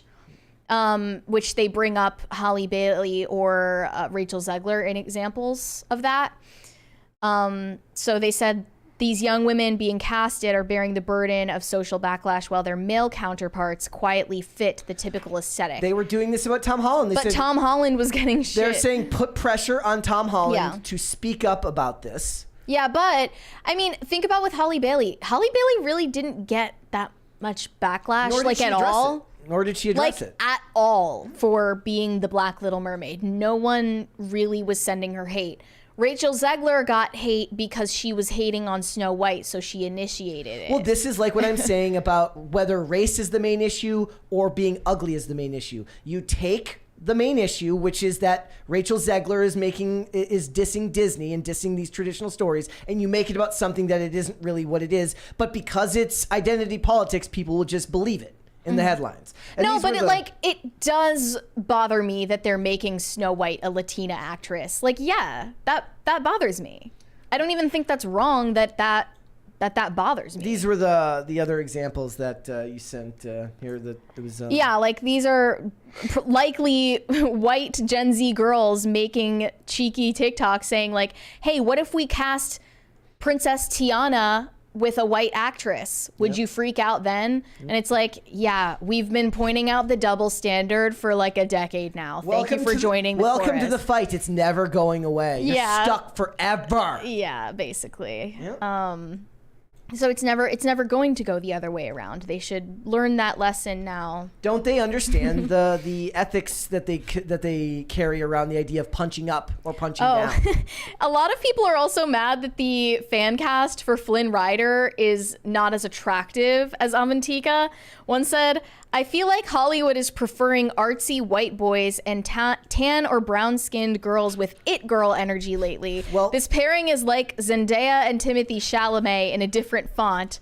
And another one said, "She is ethereal and he looks like a TikTok boy." Well, now we've entered another realm of Hollywood identity politics, which is the demasculinization of men. Meaning that to be a leading man in Hollywood nowadays, you aren't muscular. You're Timothée Chalamet or you're Tom Holland. Yeah. Even though everybody wants the guy that looks like the guy that plays Reacher. Yeah. I mean, no, like Gen Z women love Timothée Chalamet. Chalamet ended up with a Kardashian, so yeah, he's doing fine. Like, both are fitting for their own context. Yeah. It doesn't need to be universally one way or the other. And plus, and then you could go, as soon as they cast the guy like Reacher, he's the rare example right now of one who hasn't been emasculated. You go and you look at most of them, you look at a John Cena, and he's running around in thigh-high stockings and doing all these roles, and they take him down butt quick. Mm-hmm. Right? I look at this stuff, and all I can think is like, it always goes back to the culture war never ends, and these things will go on forever. And these what are these? You said these are Gen Z white women that are coming around to this, or millennial white women? These are Gen Z. I would guess that it's Gen Z because it's on TikTok. And millennial white women are the opposite. They're like, yes, race swap me out of this. I love it. I'm not sure if millennial women have had enough of the race swapping yet. In the chat, Motor18 says, "Is it true Richardson being anti-Trump and an open borders guy?" I don't know about the open border stuff, but he's definitely he's definitely an anti-Trump liberal guy and very liberal. It's funny because before that article came out, the one that you read, right? I was on his Instagram and I looked at, he has a whole section called like social reform, and it's all like MSNBC and CNN talking points, and it doesn't prevent me from watching Reacher and loving the dude's work. He's an excellent actor at what he does, but he is very much of the typical Hollywood ilk, as they refer to them. All right, let's go to Super Chats. Andrew Jacobs said, "Welcome back, Mary. Great job on Corolla's pod. Thank you." What was your favorite part of being on there? Was there a favorite part? I don't know. What was your favorite thing to talk about of all the topics? I think we got into some interesting territory, but it moved kind of quick, so we didn't really get to go deep into anything. But it was enjoyable. He's a funny guy. Only like an hour less. It's usually even shorter than that, so I was surprised it went that long. Imagine we could just do an hour every day. That would be nice, wouldn't it? That'd be awesome. Mm-hmm. Shane H. Wilder said, "Happy Thursday, Brett, Phil, and our returning podcastress extraordinaire, the one, the only, Miss Mary Morgan. Excellent appearance on Corolla. I laughed, I cried, I might have died. The jury is still out." Yeah, could still be live. Shane H. Wilder is really one of the best. You really are the MVP, Shane. Seriously. Yeah. DCNC said, "Hey nerds, can't join the fun today. Don't really do Thursdays. Today is a 12 months since my first PCC Super Chat. Happy birthday to me." Happy birthday! Happy birthday. I like that he just doesn't do Thursdays. He Well, just it's a picks Super Chat birthday. He just picks Right? one day a week that he doesn't. He goes, "I don't really do Thursdays." Okay, I don't do Because I'm Thursday. here. That's why. It's low key shade. Do one more. Corey Anderson, Oh, we did that. Triple Flip said, "Phil, this is funny. I mentioned before that I need help proposing to my girlfriend. We're hot, super hot, just like you and your music. An on-stage proposal would be epic. You down? If so, I can reach out." Do you want to help him? We try to avoid that kind of stuff. Has Because that it's happened asking- before? People have asked, and and one time we did it and it went okay, but then we saw one that didn't go okay, and I'm like, nope. Leaves Wait, a bad wait, taste wait. in everyone's mouth. It if was doesn't some go well. other like band. Another or- band, someone was like, yo, I want to bring my girl up. They brought her up and she was like, no. And then it was all awkward, so no. Why would you do that if you had any doubt Yeah. in your mind? You gotta have a though? song planned for. I when think it that doesn't in a work. way they're kind of hoping the peer pressure of the crowd is going to make her say yes. Which but is it's like abusive. That's already it's a red flag for manipulation. your Absolutely. relationship. Thing unless you know 100, like you've talked about it Absolutely. already, and you're Yeah. just waiting to Absolutely. say. Yeah. Honestly, like like if you're getting married, the surprise part of the getting married should be like, hey, the actual asking is the surprise. Like, so we made something special about the asking, but like all the stuff about are we gonna get married, how are we gonna live when we get married, all that stuff should be settled before you go ahead and say, well, this is how I'm gonna do it. Don't think how first and then come up with the why and all that stuff. Come up with the why, make sure everything's all set, and then go ahead and be like, oh, I came up with this cute way. We're gonna jump out of a plane and I'm gonna do it on the way down or whatever. If only most people thought like that. Let's hold off on the rest, Mary. Let's talk about Rihanna. Yeah, Rihanna has just sparked a lot of outrage, specifically with Christians, because she was on the cover of Interview magazine dressed up as a nun, but not just any nun, a sexy nun. She had her breasts out on display, okay? And she posted this picture on Twitter alongside a video of her grabbing her chest and snarling at the camera provocatively. And this is supposed to be her try hard, edgy Madonna moment that literally everyone else has done before. I'm not going to put it on screen. I don't think it needs to be on I'm screen. not putting it up I there. don't think it needs to be on screen. Well, it's not going to get us banned, but like I feel like they should see it for context Well, I reasons. assume we show the pictures, I guess, but Yeah. Yeah. Nothing is like actually shown. no. But So, then there's there it could be worse, but you know, This it's is the better to just photo. not do it altogether, in my opinion. This would be the photo. But they titled this interview "Rihanna is ready to confess," I bet. and I bet she is. It's just funny because you mentioned she talked about God in this interview. Yeah, okay, so there was this headline that says, Rihanna says she wants to have as many kids as God wants me to have. I would try for my girl. Like, she's got boys and she wants to have a girl.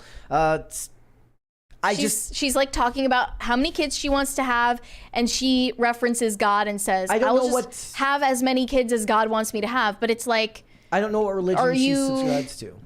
yeah, well, she's clearly not Catholic, but she seems to have some kind of nebulous The idea. Hollywood, I thank God at my award show religion.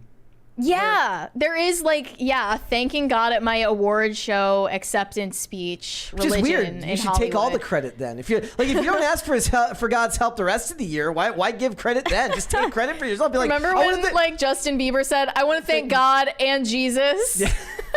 or like who's like, I want to thank me. Like Snoop Dogg's like, I He want to said thank that? me. Like that's what you At should least do. that's honest, right? Like at least that is honest about the narcissism that permeates Hollywood. Like, I'm really good. I did my job. I'm awesome. Like, Yeah. Why give credit one day of the year when you don't like ask for the help the rest of the year? Yeah.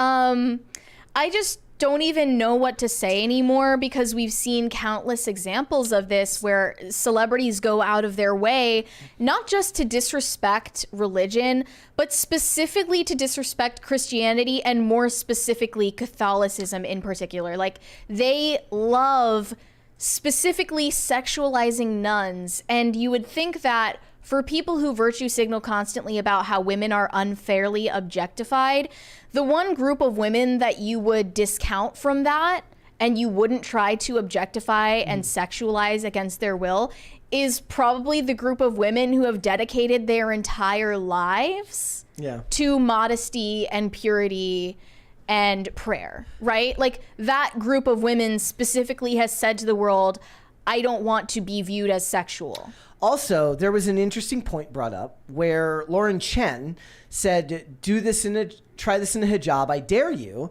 And then she got pointed out to somebody, said that the Muslims are not the ones who are chastising your religion, and pointed out that the photographer was Jewish, and said that's who is making fun of your religion. Everything gets blamed on the Jews. That's just her point that she made. That's I don't subscribe. Well, she actually did end up deleting that tweet because she realized, like, I guess it would still be disrespectful if we were sexualizing women who wear hijabs. It would. Right, but I think that there is a difference between those things, between the modesty of a nun versus the modesty of a woman in a country where it's literally illegal not to cover yourself, right? Yep. There's a very significant part of it that is a choice, that is something that you have dedicated, and you have literally made vows in a marriage to Christ. Truly, that's the way that Catholics see it. And there is a concerted effort to defile that in any way possible. And it was weird that this happened just now, because I've been actually seeing a barrage of conversation about sexualizing of nuns recently. Well, because of Sydney Sweeney playing a nun in Immaculate too, but also like a lot of people just talking about this, and every time it comes up, people spitefully post tons of anti-religious art which specifically sexualizes nuns and shows them in sexually compromising positions and like nudity and things like this. Like, they post that in spite. Not because they really enjoy the art for what it is, but because they want to spite the Catholic Church, which has way better art than they do. Like, I think it's partly that people are just drawn to Catholic aesthetics, but also because, you know, this is the most powerful expression of Christianity that they can identify, and that is what they aim for. They aim to attack it. And to me, it's just all of it's very old and bland and repetitive now, and there's nothing new. But where do you, like, in this day and age, what is there to push back on that they're allowed to push back on? Nothing, because they can't point out any of the other social contagions that are going on in society right now, because they're all part of it. So they can't bring cause to issues like transgenderism, which is, you know, in Hollywood is very much revered. They can't actually be subversive in any way, in the way that they were before, because 25, 30 years ago, Christianity being the majority in the country actually was subversive. You can talk about Madonna all you want, but it was subversive back then, and none of this is anymore. It's just very boring. I feel like every time that this comes up, the response is always some like historically illiterate shit like, well, this is payback for the Crusades. Okay. Like, bro, stop. Like, just tell me you haven't read a book without telling me you haven't read a book, basically. And also, that's not really what it is. But there are people who, in the West specifically, who believe that Christianity and Christendom in general, like as a European institution, like laid waste to countless cultures and colonized people and enslaved people and oppressed them, when in reality, Christianity civilized extremely uncivilized societies in which like human sacrifice was normal. We get a $20 one there from Skywalker. Speaking of sexualized nuns, did you guys listen to Dogma, Less Mocking and Just Using It to Fabricate Dichotomy? E flat making a comeback. Brett would like them because the songs Bang, who cares about the fake looks? I have not, but I've seen the movie Dogma. I thought he was talking about the movie Dogma. So I thought. Listen to, is it a song? Oh wait, maybe I remember. Was it an album? Or no, it was a band. It was a band, right? I don't remember. Dogma was a movie. No, but he was like referring to a band, I think, the last time he mentioned I think that's what he was talking about, but I don't know. What they are. It's all so boring. The actual, like, the idea that Hollywood could actually be subversive in such a rigidly controlled industry is ridiculous. Do you remember that clip of Rihanna where she was talking about the Fenty brand lingerie that she was selling? And she said, we made boxer briefs and they're like for any gender appropriation and pronouns, and we just didn't want it to be like boxers are for men. It's like somebody gave her talking points. It was the most idiotic and she just shit dropped it all into I've one ever sentence. heard. Corey Anderson said, as a Protestant, I understand why Riri did what she did. Christians are the sexiest of the Abrahamic religions. In the same breath, the mocking is a pussy move because we all know you ain't saying ish about Islam or Judaism. Well, that's all I'm saying is that it's boring because you're not actually subversive. You're not willing to actually take a risk. And it wouldn't matter if you were, because the people that make all this stuff wouldn't let you. Yeah. The people who were like the editors, the executive editors, the production, the people in charge of production, nowhere along the lines to something getting made is that getting approved anyways. Yep. So it's all pointless.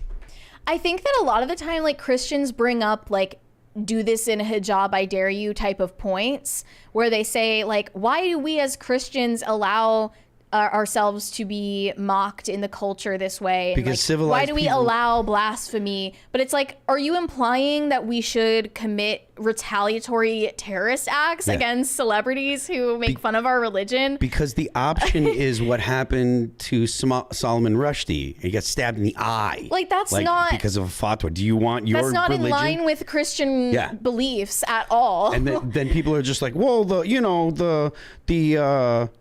the Crusades and blah blah blah, and it's like, yo, that's the totally Crusades are different. The worst part about that is, like, you're talking about somebody who's actually like influential in a culture beyond just Hollywood, which is very like, they'll do, like, Rihanna will do it because somebody said do this.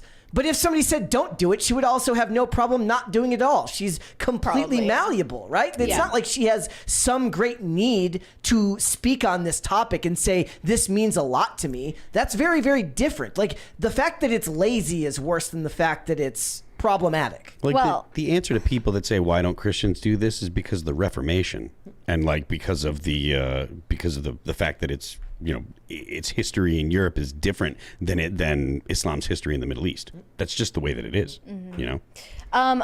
Another celebrity who seems to have some antipathy toward the Catholic Church is Alan Richson. The last time we talked about him, it was in regard to a totally different topic. He was talking about his suicide attempt. He was talking about mental health and trafficking in the modeling industry in this interview. I realized that it was kind of insensitive for them to title it this way, knowing that he's been diagnosed with bipolar disorder. The high highs and low lows of Alan Richson. I love the idea that the editor's But go off. The editor's like this. He's like, picture it. Right Whatever. Here's what he's commented. Alan Richson on why he is no longer a member of the Catholic Church. I can't for 1 second support the Catholic Church while there are still cardinals, bishops, and priests being passed around with known pedophilic tendencies. Like, I mean, have you heard about public schools? Have you heard of Hollywood? I mean, it's obviously so rich for someone in Hollywood to say this. It's so ridiculous. It's so ridiculous. Okay, I have a question for you, because I'm not religious. Is it interesting to you to have somebody have such a distinct break from the church, but also run a YouTube channel about? It's literally called InstaChurch. But he was never Catholic, right? I don't know. Did he say that he? No, I think he said in the interview that he grew up nominally Catholic, like. Not super, I forget exactly the details, but I think he said that he was catechized and like grew up as a Catholic in some way. So he's no longer a member of the Catholic Church. He still is very into his faith. He's very outspoken about it, but he's also very outspoken about politics at the same time. Yep. And it doesn't really strike me as weird because he's American, and most American Christians are Protestant in some denomination or another. And they're, a lot of them are just like very into their faith. They just are also very into like crapping on Catholicism. It's just like almost part of that culture. And I'm saying that not from the outside. Like, I grew up around 99% Protestant Christians, and I was picked on, and like adults picked on me for being Catholic, and they really do have serious prejudice against the Catholic Church. So he fits in Hollywood for that stance. Yeah, and you're kind of allowed to be publicly religious and Christian as long as you toe the line on the political issues and the social issues, and you remain like firmly pro LGBT and everything like that. As long as you also have like a universalist stance that I don't really care whether anyone else is Christian, just me, which is antithetical to everything that's in the Bible. Yeah. But yeah, I just thought that was interesting coming from someone in his industry to say. It will always be funny to me to hear that and then be like, but you work in Hollywood. I love how people in Hollywood think they have the moral high ground. Well, it's just a meme. Like, that's all it is. It's the meme is that the Catholic Church has a problem with pedophilia. Like, somebody posted this GIF of stones in glass houses. Yeah. Okay, let's go to Super Chats. Isaac Martinez said it's Civil War time, the movie, I mean. I was like, is Tim here? Is it Civil War time already? I wonder if Tim is going to want to see Civil War. Be interesting to hear what he thinks about its take on journalists. Like I said, the director, is Alex Garland or whatever, said that we live in a more dangerous world because people don't trust journalists, which is the most brain-dead take I've heard. That is the absolute most brain-dead. The idea that we have journalists anymore. We do not have journalists. We have only activists and people that are looking to push a narrative, and that goes for every single person that you see on YouTube or whatever. They all have some form of an agenda. The ones that are lying to you are the ones that say that don't tell you what their point is. Like, I straight up say I'm an anti-communist. Like, I am all about dunking on the left, right? Like, that's clear. Opus says Tim said he was going to see Civil War last night. Let's be fair. If Tim didn't go see a movie, he probably said he's going to see it last night, meaning he's going to see it tonight or tomorrow. If Tim didn't go see a movie named Civil War, wait, we should go and then like run into him. That'd be funny. Oh, funny! Fancy seeing you here. Fancy seeing you here. That's literally how you know you guys don't hate your jobs, because normal people don't say, "I want to run into my boss." Well, I just think it would be funny. Yeah, most people don't think it would be funny to run into their boss. And it's like, and you've got like a shaky camera shot where it's like us. It pans to us to Tim, and then up to the theater where it says Civil War. It's like, so this is where the Civil War was. Yeah, all along. And now Tim can be like, I was right. There was always going to be a Civil War. Exactly. Pat the plumber said, I was in 7th grade, canceled class, and pulled out TVs to see the verdict live. We all cheered, "You can't squeeze the juice," when he was found not guilty. That's that doesn't age well, does it? No, I mean, he definitely cut her head mostly off. Yeah. Do 2 more. Serenko Productions said, "What does it matter? Just this, that Christ is proclaimed in every way, whether out of false motives or true, and in that I rejoice." That's my understanding of it too. It's like, it doesn't really matter. Like, and this is from an agnostic guy, but like, it doesn't matter who's like saying good things about God and Jesus. It's like, if they're saying good things about it, that's good. Like, an overall good. So the whole like people criticizing and stuff, it's like, I mean, yeah, you can totally be like, I don't want to get taken and I don't want to give her money, and that's fine. Don't like get mad at her, but like, still at the end of the day, it's like, if you're a Christian or a Catholic, it should be like, well, this is at least kind of good. Yeah. T-Dog said, once Johnny Cochran got involved, race became a big case factor. Cochran was a race hustler. Watch Steve Harvey's OJ comedy bit, Peace for Darden. Okay, I'll have to look at that. What's that from the Kanye lyric? Cochran, he says, Johnny Cochran dead. Who's going to get us free now? Clinton in office. Who's going to give us shit free now? Do one more. Oh, that's $2 without a message. From Shane H. Wilder. Thank you. No, that's from Sovereign Citizen from Shane H. Wilder. Oh, the next one is from Shane H. Wilder. He said, Next, Hungry Hungry Hippos starring Lizzo. I'm on board. Oh, that would be fun. I'm on board for that one. I suddenly stand toy movies. There you go. Now. All right. What the hell's going on with Ben Affleck and J-Lo? Yeah, Ben Affleck has... Ben Affleck's daughter, I guess we should say non-binary offspring now, recently came out as genderqueer of some variety at her grandfather's funeral. Well, that's when you know what it is? She's like, I'm not doing a soft launch. I'm doing a hard launch. Yes, Ben Affleck's daughter hard launched her trans identity at her grandfather's funeral. Yes. That's what happened. So she revealed that she's going by a new name.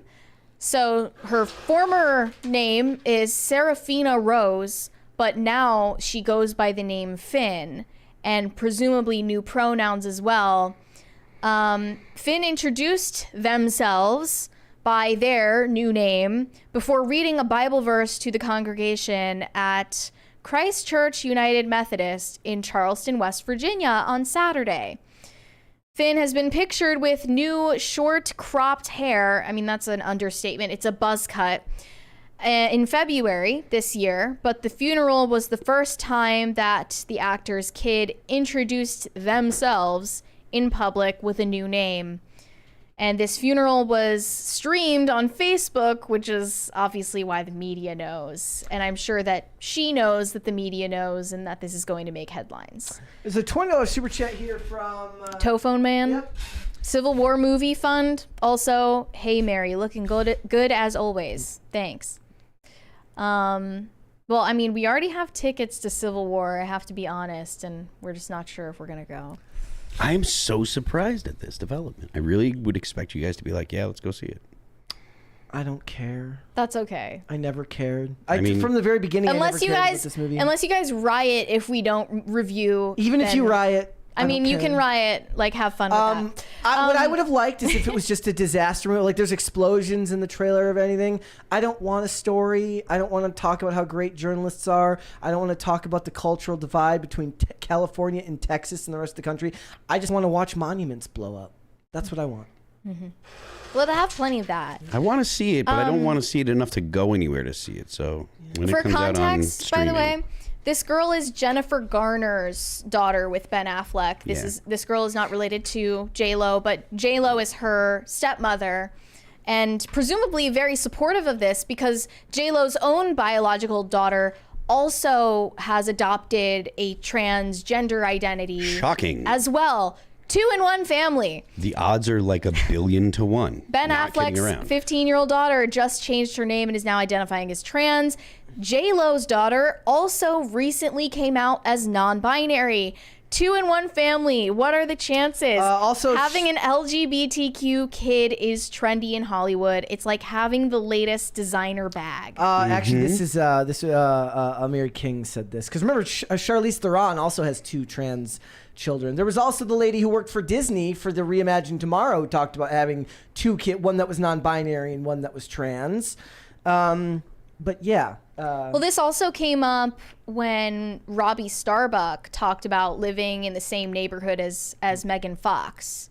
So he said that he brought his kid to the playground and Megan Fox's kids were there with their nanny and they started like literally crying and complaining about how they're being forced to wear girl clothes. And these are boys being forced into gender neutrality at the expense of like developing normally as males. So clearly there's a pattern here, not just with Hollywood, but also the rest of society. But like these 2 girls are reportedly quite close as step siblings now. And it's clearly written social contagion here, not just from the internet, but like this Hollywood one in general. I like this one. It says, anybody want to say anything? It says, I'm trans. What I think someone should do did the meme. when somebody goes to like a wedding, this is, if anybody knows any reason why these 2 should not wed, speak now or forever hold your peace. Say, I don't know about that, but I wanted to let you know that I'm trans. We should look at the video. I want to Yes, we can watch the video. hear the announcement. Here we go. Coming out of the closet in 2024 is almost an oxymoron, but let's try. hear it. Here it is. I don't remember if how the volume is, but let's hope it's. Hold on. Yes. Is it not playing the audio? Oh, there. Chapter 16, verse. Hello, my name is Finn Affleck. I'm reading verse 8. Proverbs chapter 16, verse 8. Better is a little with righteousness than large income with injustice. Wait, that's all? That's all it is. Yep. That is extremely low key. Yes. So it is. Okay, why? I just don't understand why the announcement of your name is a part of that anyway. Well, because that was the I'm coming out. So it was actually way more like understated than kind of like what you're expecting. The article like, makes it seem like it's going to be far more it's, like I'm coming out, I'm just so you know, blah blah blah. Yeah. In a Catholic church, at least, we don't go up like.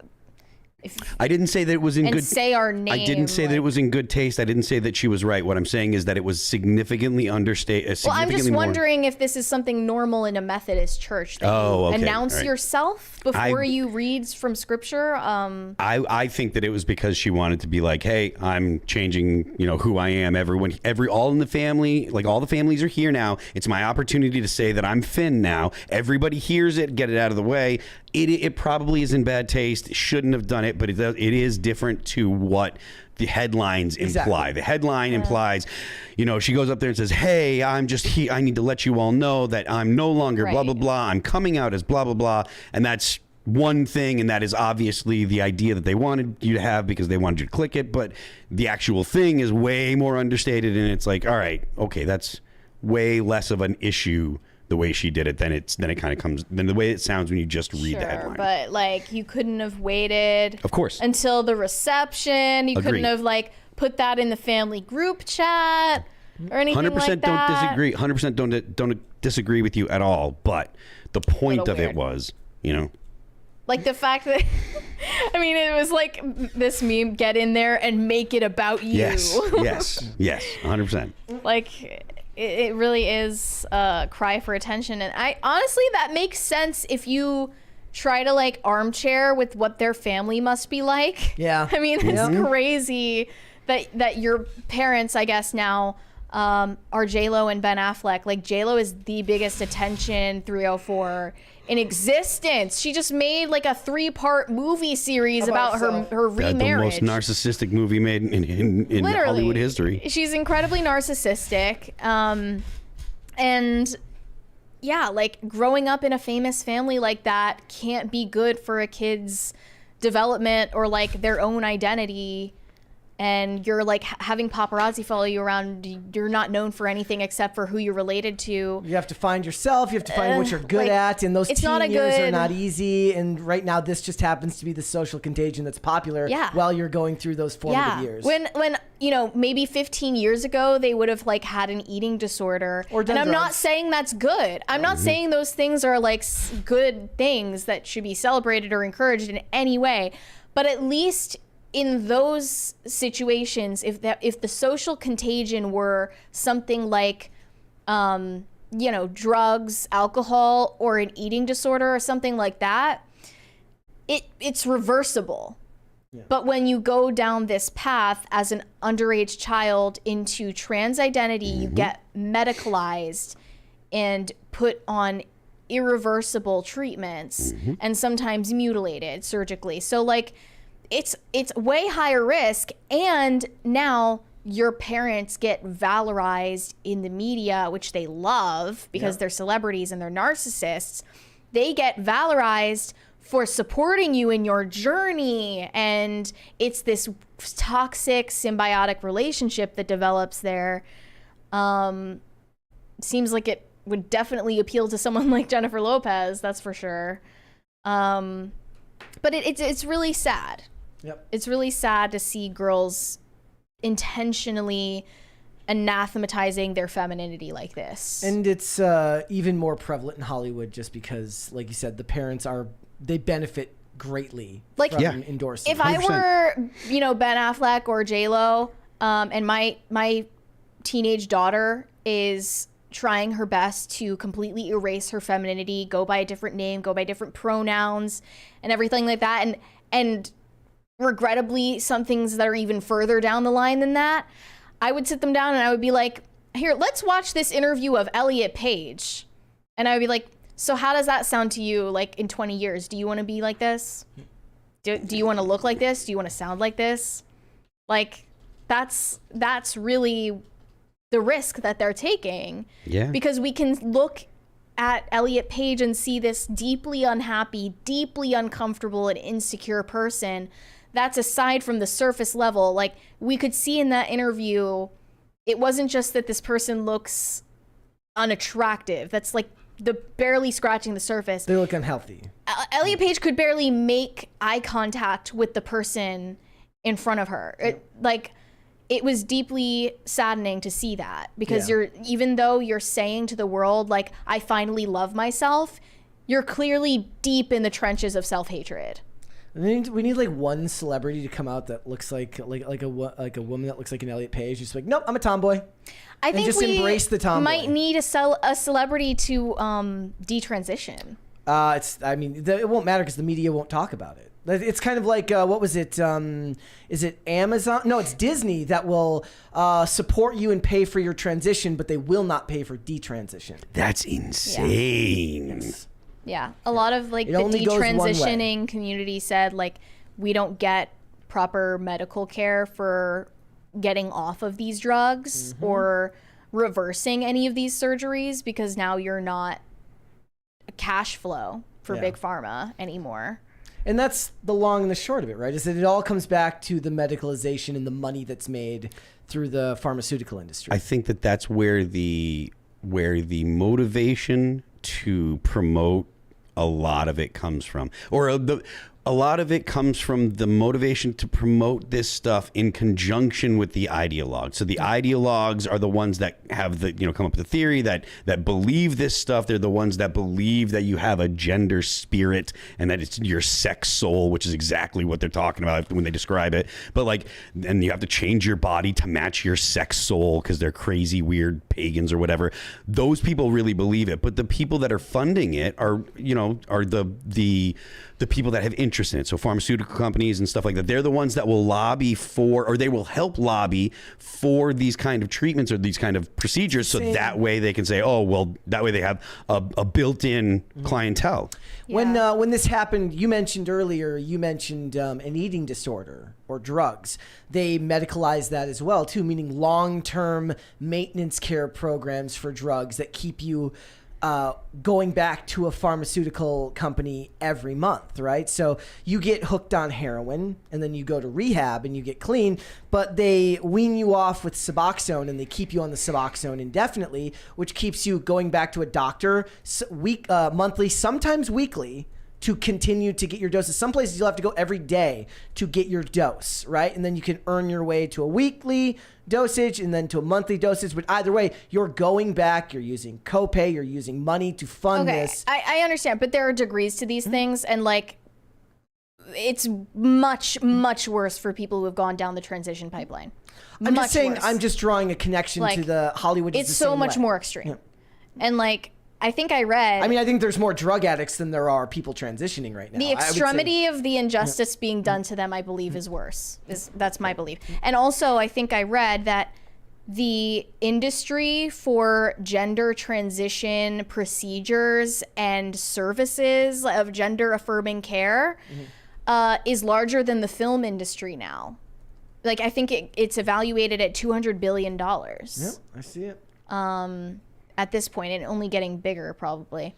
And that will continue to grow because people like Ben Affleck and Jennifer Lopez will be valorized and supported for, pushing this. I really strongly don't think it's Ben Affleck. I feel bad for the guy. Every time I see you say that by not pushing back, it's Ben Affleck by default? Yeah. Well, yeah, but the thing is, I think that there are a lot of men that are in positions where they don't know how to to put their foot down and say this is to set up boundaries, because I think that a lot of people, like a lot of times women respond to, especially in Hollywood and stuff like that, women will respond to men setting up boundaries as if the man is doing something completely and totally out of hand. He said no to this, and that means it's abuse, it's blah, blah, blah, and all sorts of manipulation to go ahead. I mean, he might get custody taken away from him. There are this has happened to plenty of people less rich and fortunate. 100%. 100%. If he says I don't want to do it, he could totally get like, oh well, you can't see your kids anymore. That's the call. This Child Protective Services. Seraphin comes up and says, "I'm Finn now," and it's just the meme of him outside smoking after Seraphin tells him that he's Finn.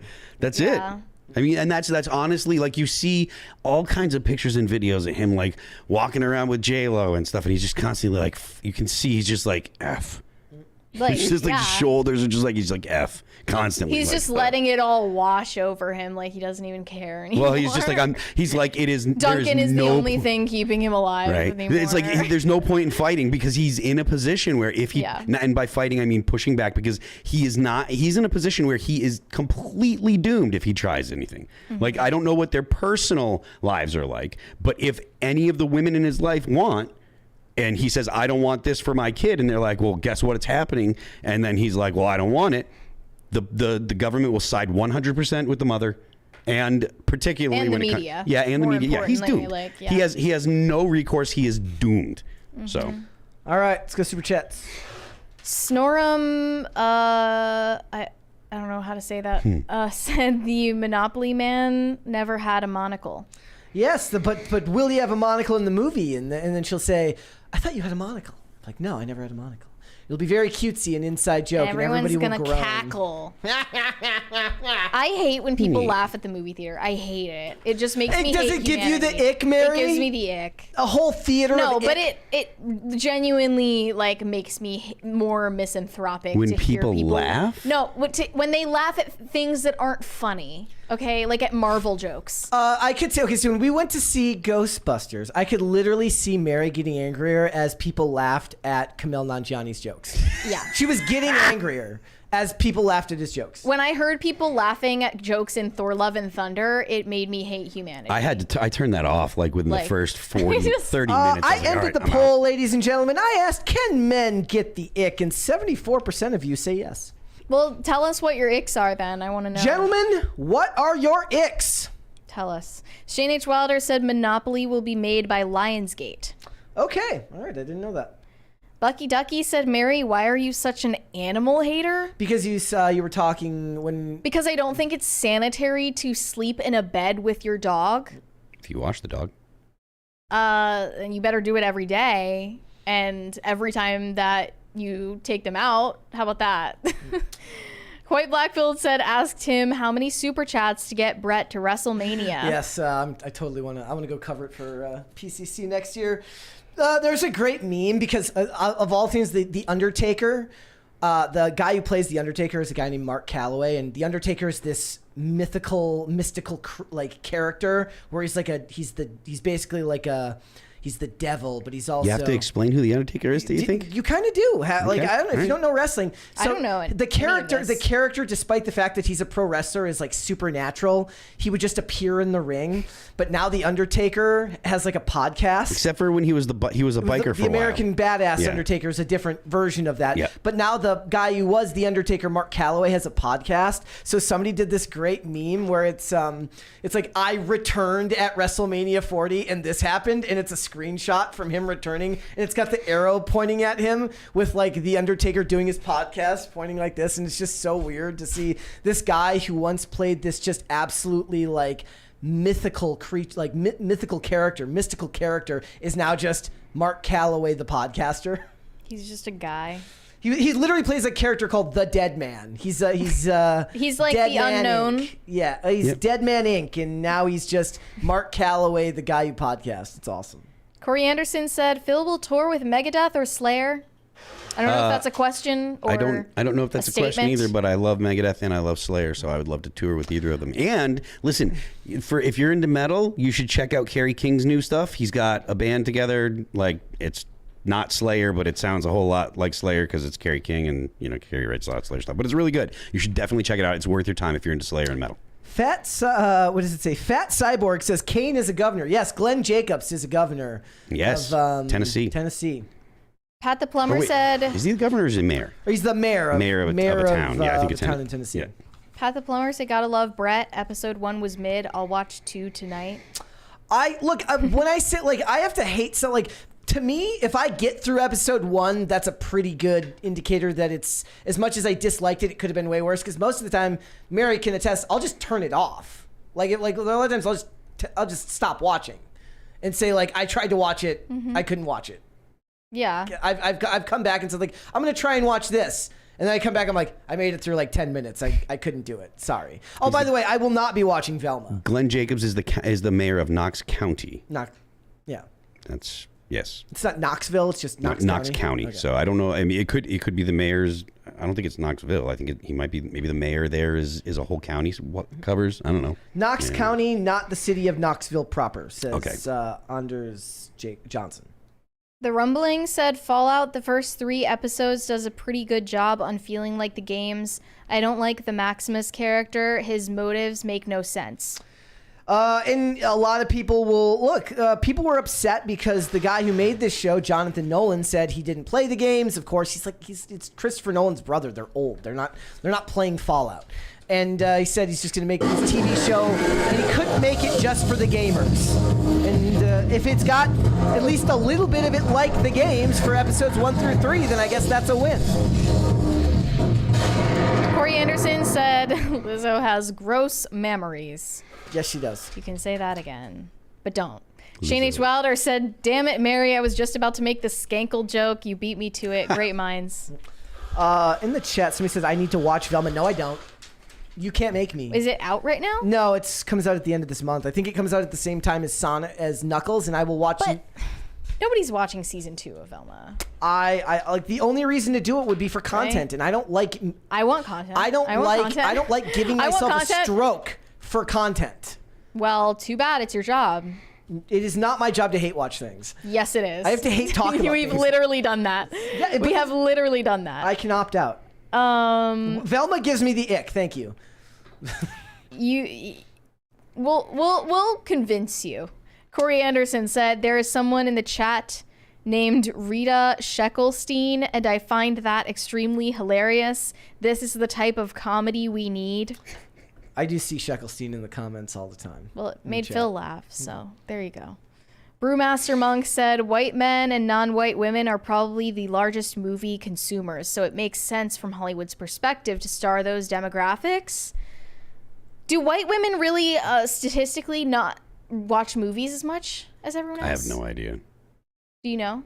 I have no idea. I mean, I know that white men, or really just men in general, go to the movies more. Men in general are consumers of entertainment more so. I don't know. I mean, I know that advertisers advertise towards women because traditionally they say like even if the man is the breadwinner, the woman is the one in control of the wallet at home. So you always advertise towards the woman. Products. Yeah. But entertainment is more for men because they just statistically they're more likely to go to the movie theater. Yeah, like I don't know, like okay, so when we were talking about our demographic breakdown, like our shorts audience is very female centric. Our long form content is very male centric. Is that a thing? Yeah. So dramatically, females like shorts better than long form stuff, and men like. I mean, I don't watch YouTube Shorts, but that's no, but so stats. Is that what is TikTok mostly women? That's what I'm thinking. Probably because the internet is still mostly men, but YouTube is strongly mostly men. Yes. And as is Twitch, even more so. Twitch is mostly men as well. Yeah, like more dramatically so. That doesn't surprise me. Look at all the boobs, all the women that are like, "Yo, this is just an advertisement for my OnlyFans." That's what they're doing. Don't let them fool you. One time at Bandcamp said Western game developers make the real-life female models uglier in-game, except when it's a character based on Deborah Wilson. Why is that? I don't know, but it is absolutely true that they're doing that right now, and a lot of people are drawing that back to companies like Sweet Baby Inc. and these DEI consulting firms that are coming in to make your games ugly and stupid for the sake of diversity points. For whatever reason, the ideological reasons. The ugly and stupid stuff. I think that it's less diversity than it is just women being catty. They're like, oh, look at, like, I like it. They're doing the mocap. Like, look at this bitch. She thinks she's cute. Part of it is they know that more men play video games than women, and they don't want to make women that are attractive because men will like it. Okay, so that's the thing. So when they talk about comics and stuff like that, why aren't you allowed to draw attractive female characters anymore? It's because the comics audience is majority male. Yeah. You can have attractive women as long as it's for women, and even that's less common. But anything that's traditionally geared and marketed towards men has to be uglified because of the male gaze. Yeah. It's a 100%. It's a reaction to it is a reaction by women that hate men. Most of them are just like, oh, I hate my dad. Nye said, I dare you to watch Romance of a People, July 3rd, 1933. No idea what that is. No thanks. Sorry. Shane H. Wilder said, "Aw, thank you for the compliment, Phil." Daniel G said, these chat comments calling Zendaya mid are absolutely wild. Put her in a lineup with 1,000 Americans, and she will not be mid, even going strictly by body fat percentage. That is absolutely true. Yeah, I mean, she's not the hottest woman in Hollywood or anything. But she's skinny. She's definitely attractive. First Last said, Mary gives me the ick. She's just so antagonistic. Well, it's true. That's fair. Corey Anderson said, damn, Shane, I have to work harder. Ah, Corey Anderson. He also said, to bro getting married, Phil has a cameo. Use that to make it special. Don't involve cameo in your proposal. That's weird. Are you just going to hold up your phone and have Phil say the words for you? And just then, then she's like, you got a cameo for me. It gave me the ick. I can't marry you anymore. That would definitely give me an intense... Literally any other proposal I would have said yes. Getting a cameo gives me the ick. It is a better idea to take lines from the song, like songs, and repeat them as yours than it is to have a cameo ask for your girl to... You'd actually be better off proposing on Valentine's Day at Olive Garden. Yeah. Guys, hit the like button on this video, would you please, by the way. Hit the like button. Shane H. Wilder said, Rihanna taking Catholic aesthetics and perverting them is tired. I would say she's a wicked witch who lives in hell. But it is trite at this point. I'm liking that one for Mary's Lives in Hell. Hiroshima Otaru said the Crusades did nothing wrong. Some would say that. Corey Anderson. What about him? Oh, he's next. I was just saying he's next. Okay, he said, Holy War, Holy War, Holy War, rewrite at dawn. Okay. Okay. 200 Watt Studio said, Cancer says it didn't kill OJ, but will publish a book later called If I Did It. Oh, that's good. Tacti Pilates said, Tim said he has tickets for Civil War today at 4 p.m. Okay, so he's in the middle of watching it right now. I love the idea that he's like, look, I'm the leading authority on Civil War, and I will give you my review. Yeah. He has to. I mean, he kind of has to watch That's what I'm saying. It's so on brand. Yeah. Like, there should at least be one picture taken of him outside the theater with the big sign that says Civil War. Well, we're going to have to race text, over there. you can text Allison. Allison make sure you get this. Can you get a picture, please? I hope there's a what if there's a journalist in the movie with a beanie? There's actually the Tim. There's like a Tim journalist. Fan That'd cast. be amazing. Corey Anderson said, regardless of what flavor of Christianity you are, we are all on Team Jesus. I don't care if you want to tell your secrets to an old virgin on a box. I drink a lot and have rock bands at my services. Okay. Cool. Okay. Corey Anderson said, I meant in a box. But I also used to have OJ Pogs. I didn't know OJ Pogs existed. I did have Pogs, though. What? Pogs, the little circular... No? Mm-hmm. Huh? You're too young to know what a Pog is. What is that? Phil, do you know how to describe it? It was essentially a time-wasting device that was just, you could collect little do you know circles. what fidget spinners are? Yeah. It's kind of like fidget spinners before fidget spinners were a thing. But did they move? No, I'm just saying that I just remember Pogs as being like just a cardboard cutout, It was. right? It was just, and then you had slammers that were made of like plastic. Okay. I don't even know what you did with them. Because I was too old for Pogs. Yeah. Like I was, I have no idea what Pogs you're talking were- about. Somebody super chat and tell Mary what the hell a Pog is. Okay. Google it. Corey Anderson said, Mary, do you and Brett go on double dates? Yeah, all the No. time. That happens all the time. No, because when we go to the movies, right? We have to go to the movies, and then when we're done with the movies, we're always just like, no, we got to get home because we spend all day at work, right? We have to spend all day together at work. Carnell said, in Brett's case, it doesn't help that Civil War is an A24 film. That is true. Another reason not to go and watch this. Yeah. it's a pretty good reason.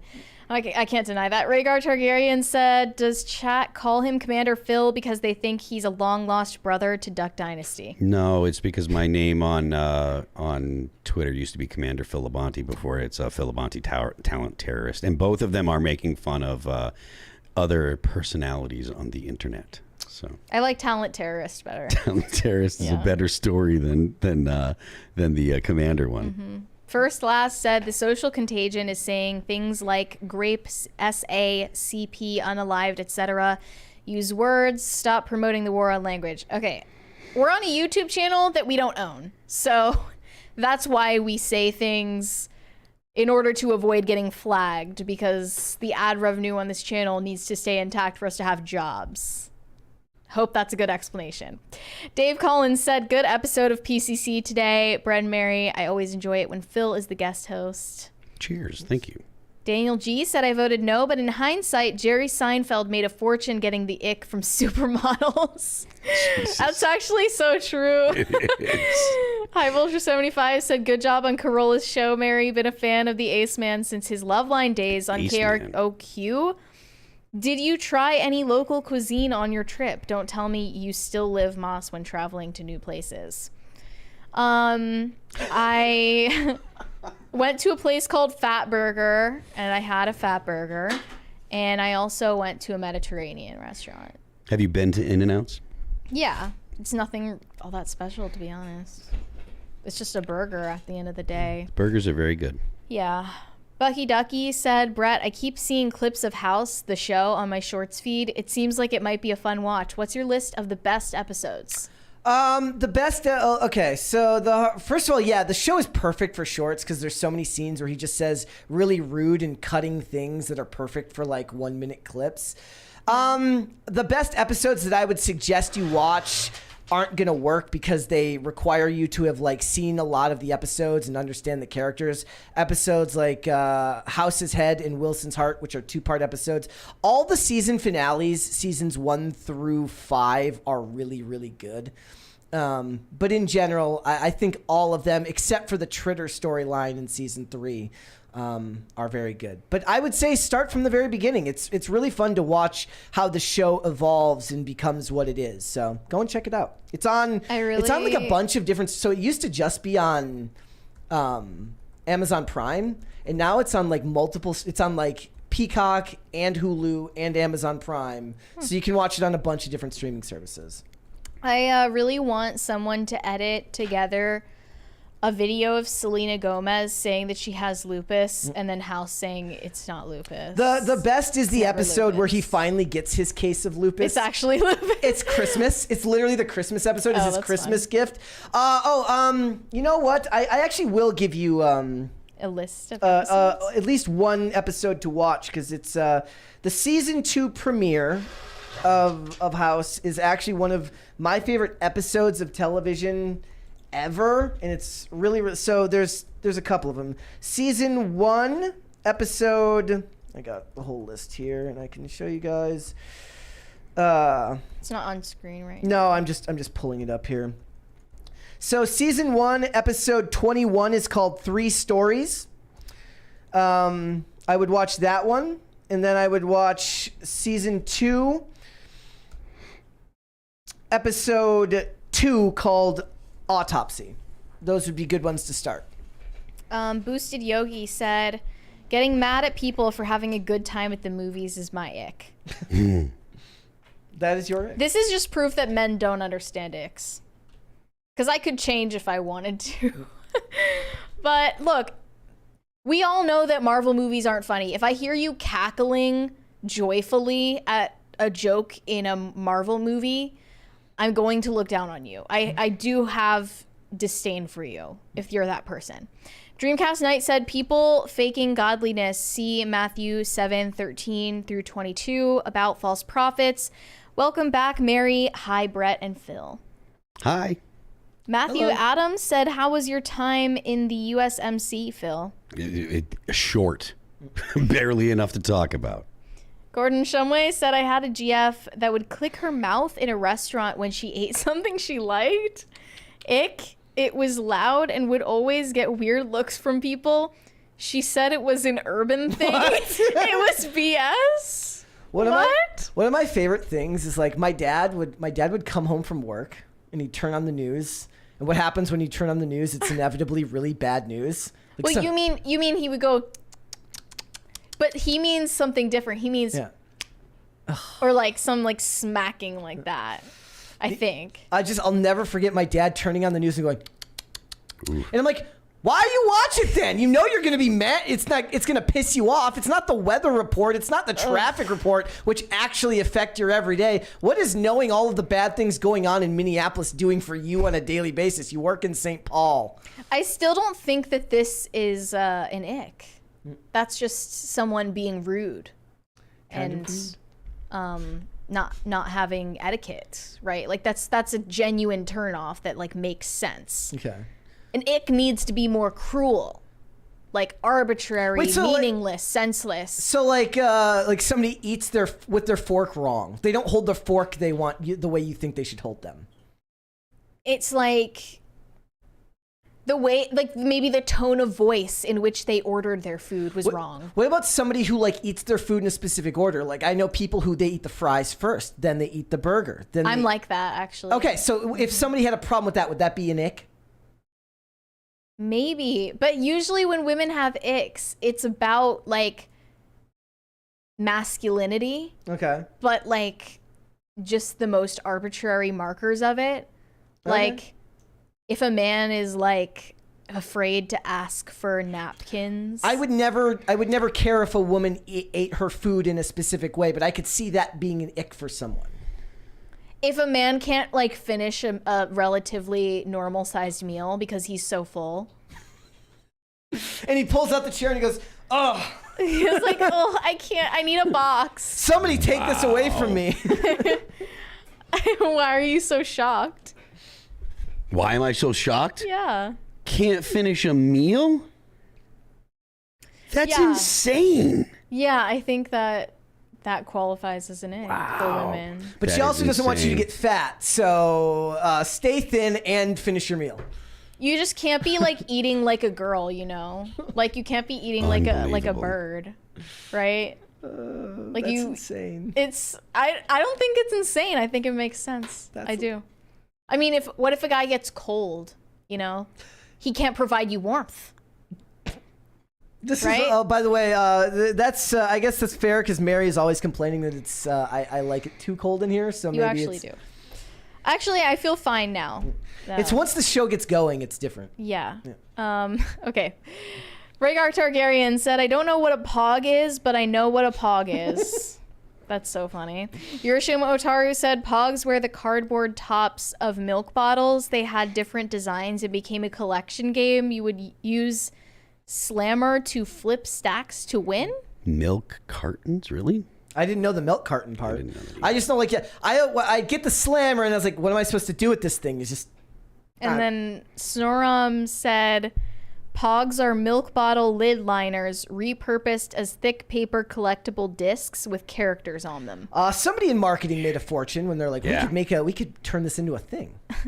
DCNC said, remember in Squid Game at the start how they tried to slap paper cards onto the others to flip them over? Pogs or Tazos are like that, kind of.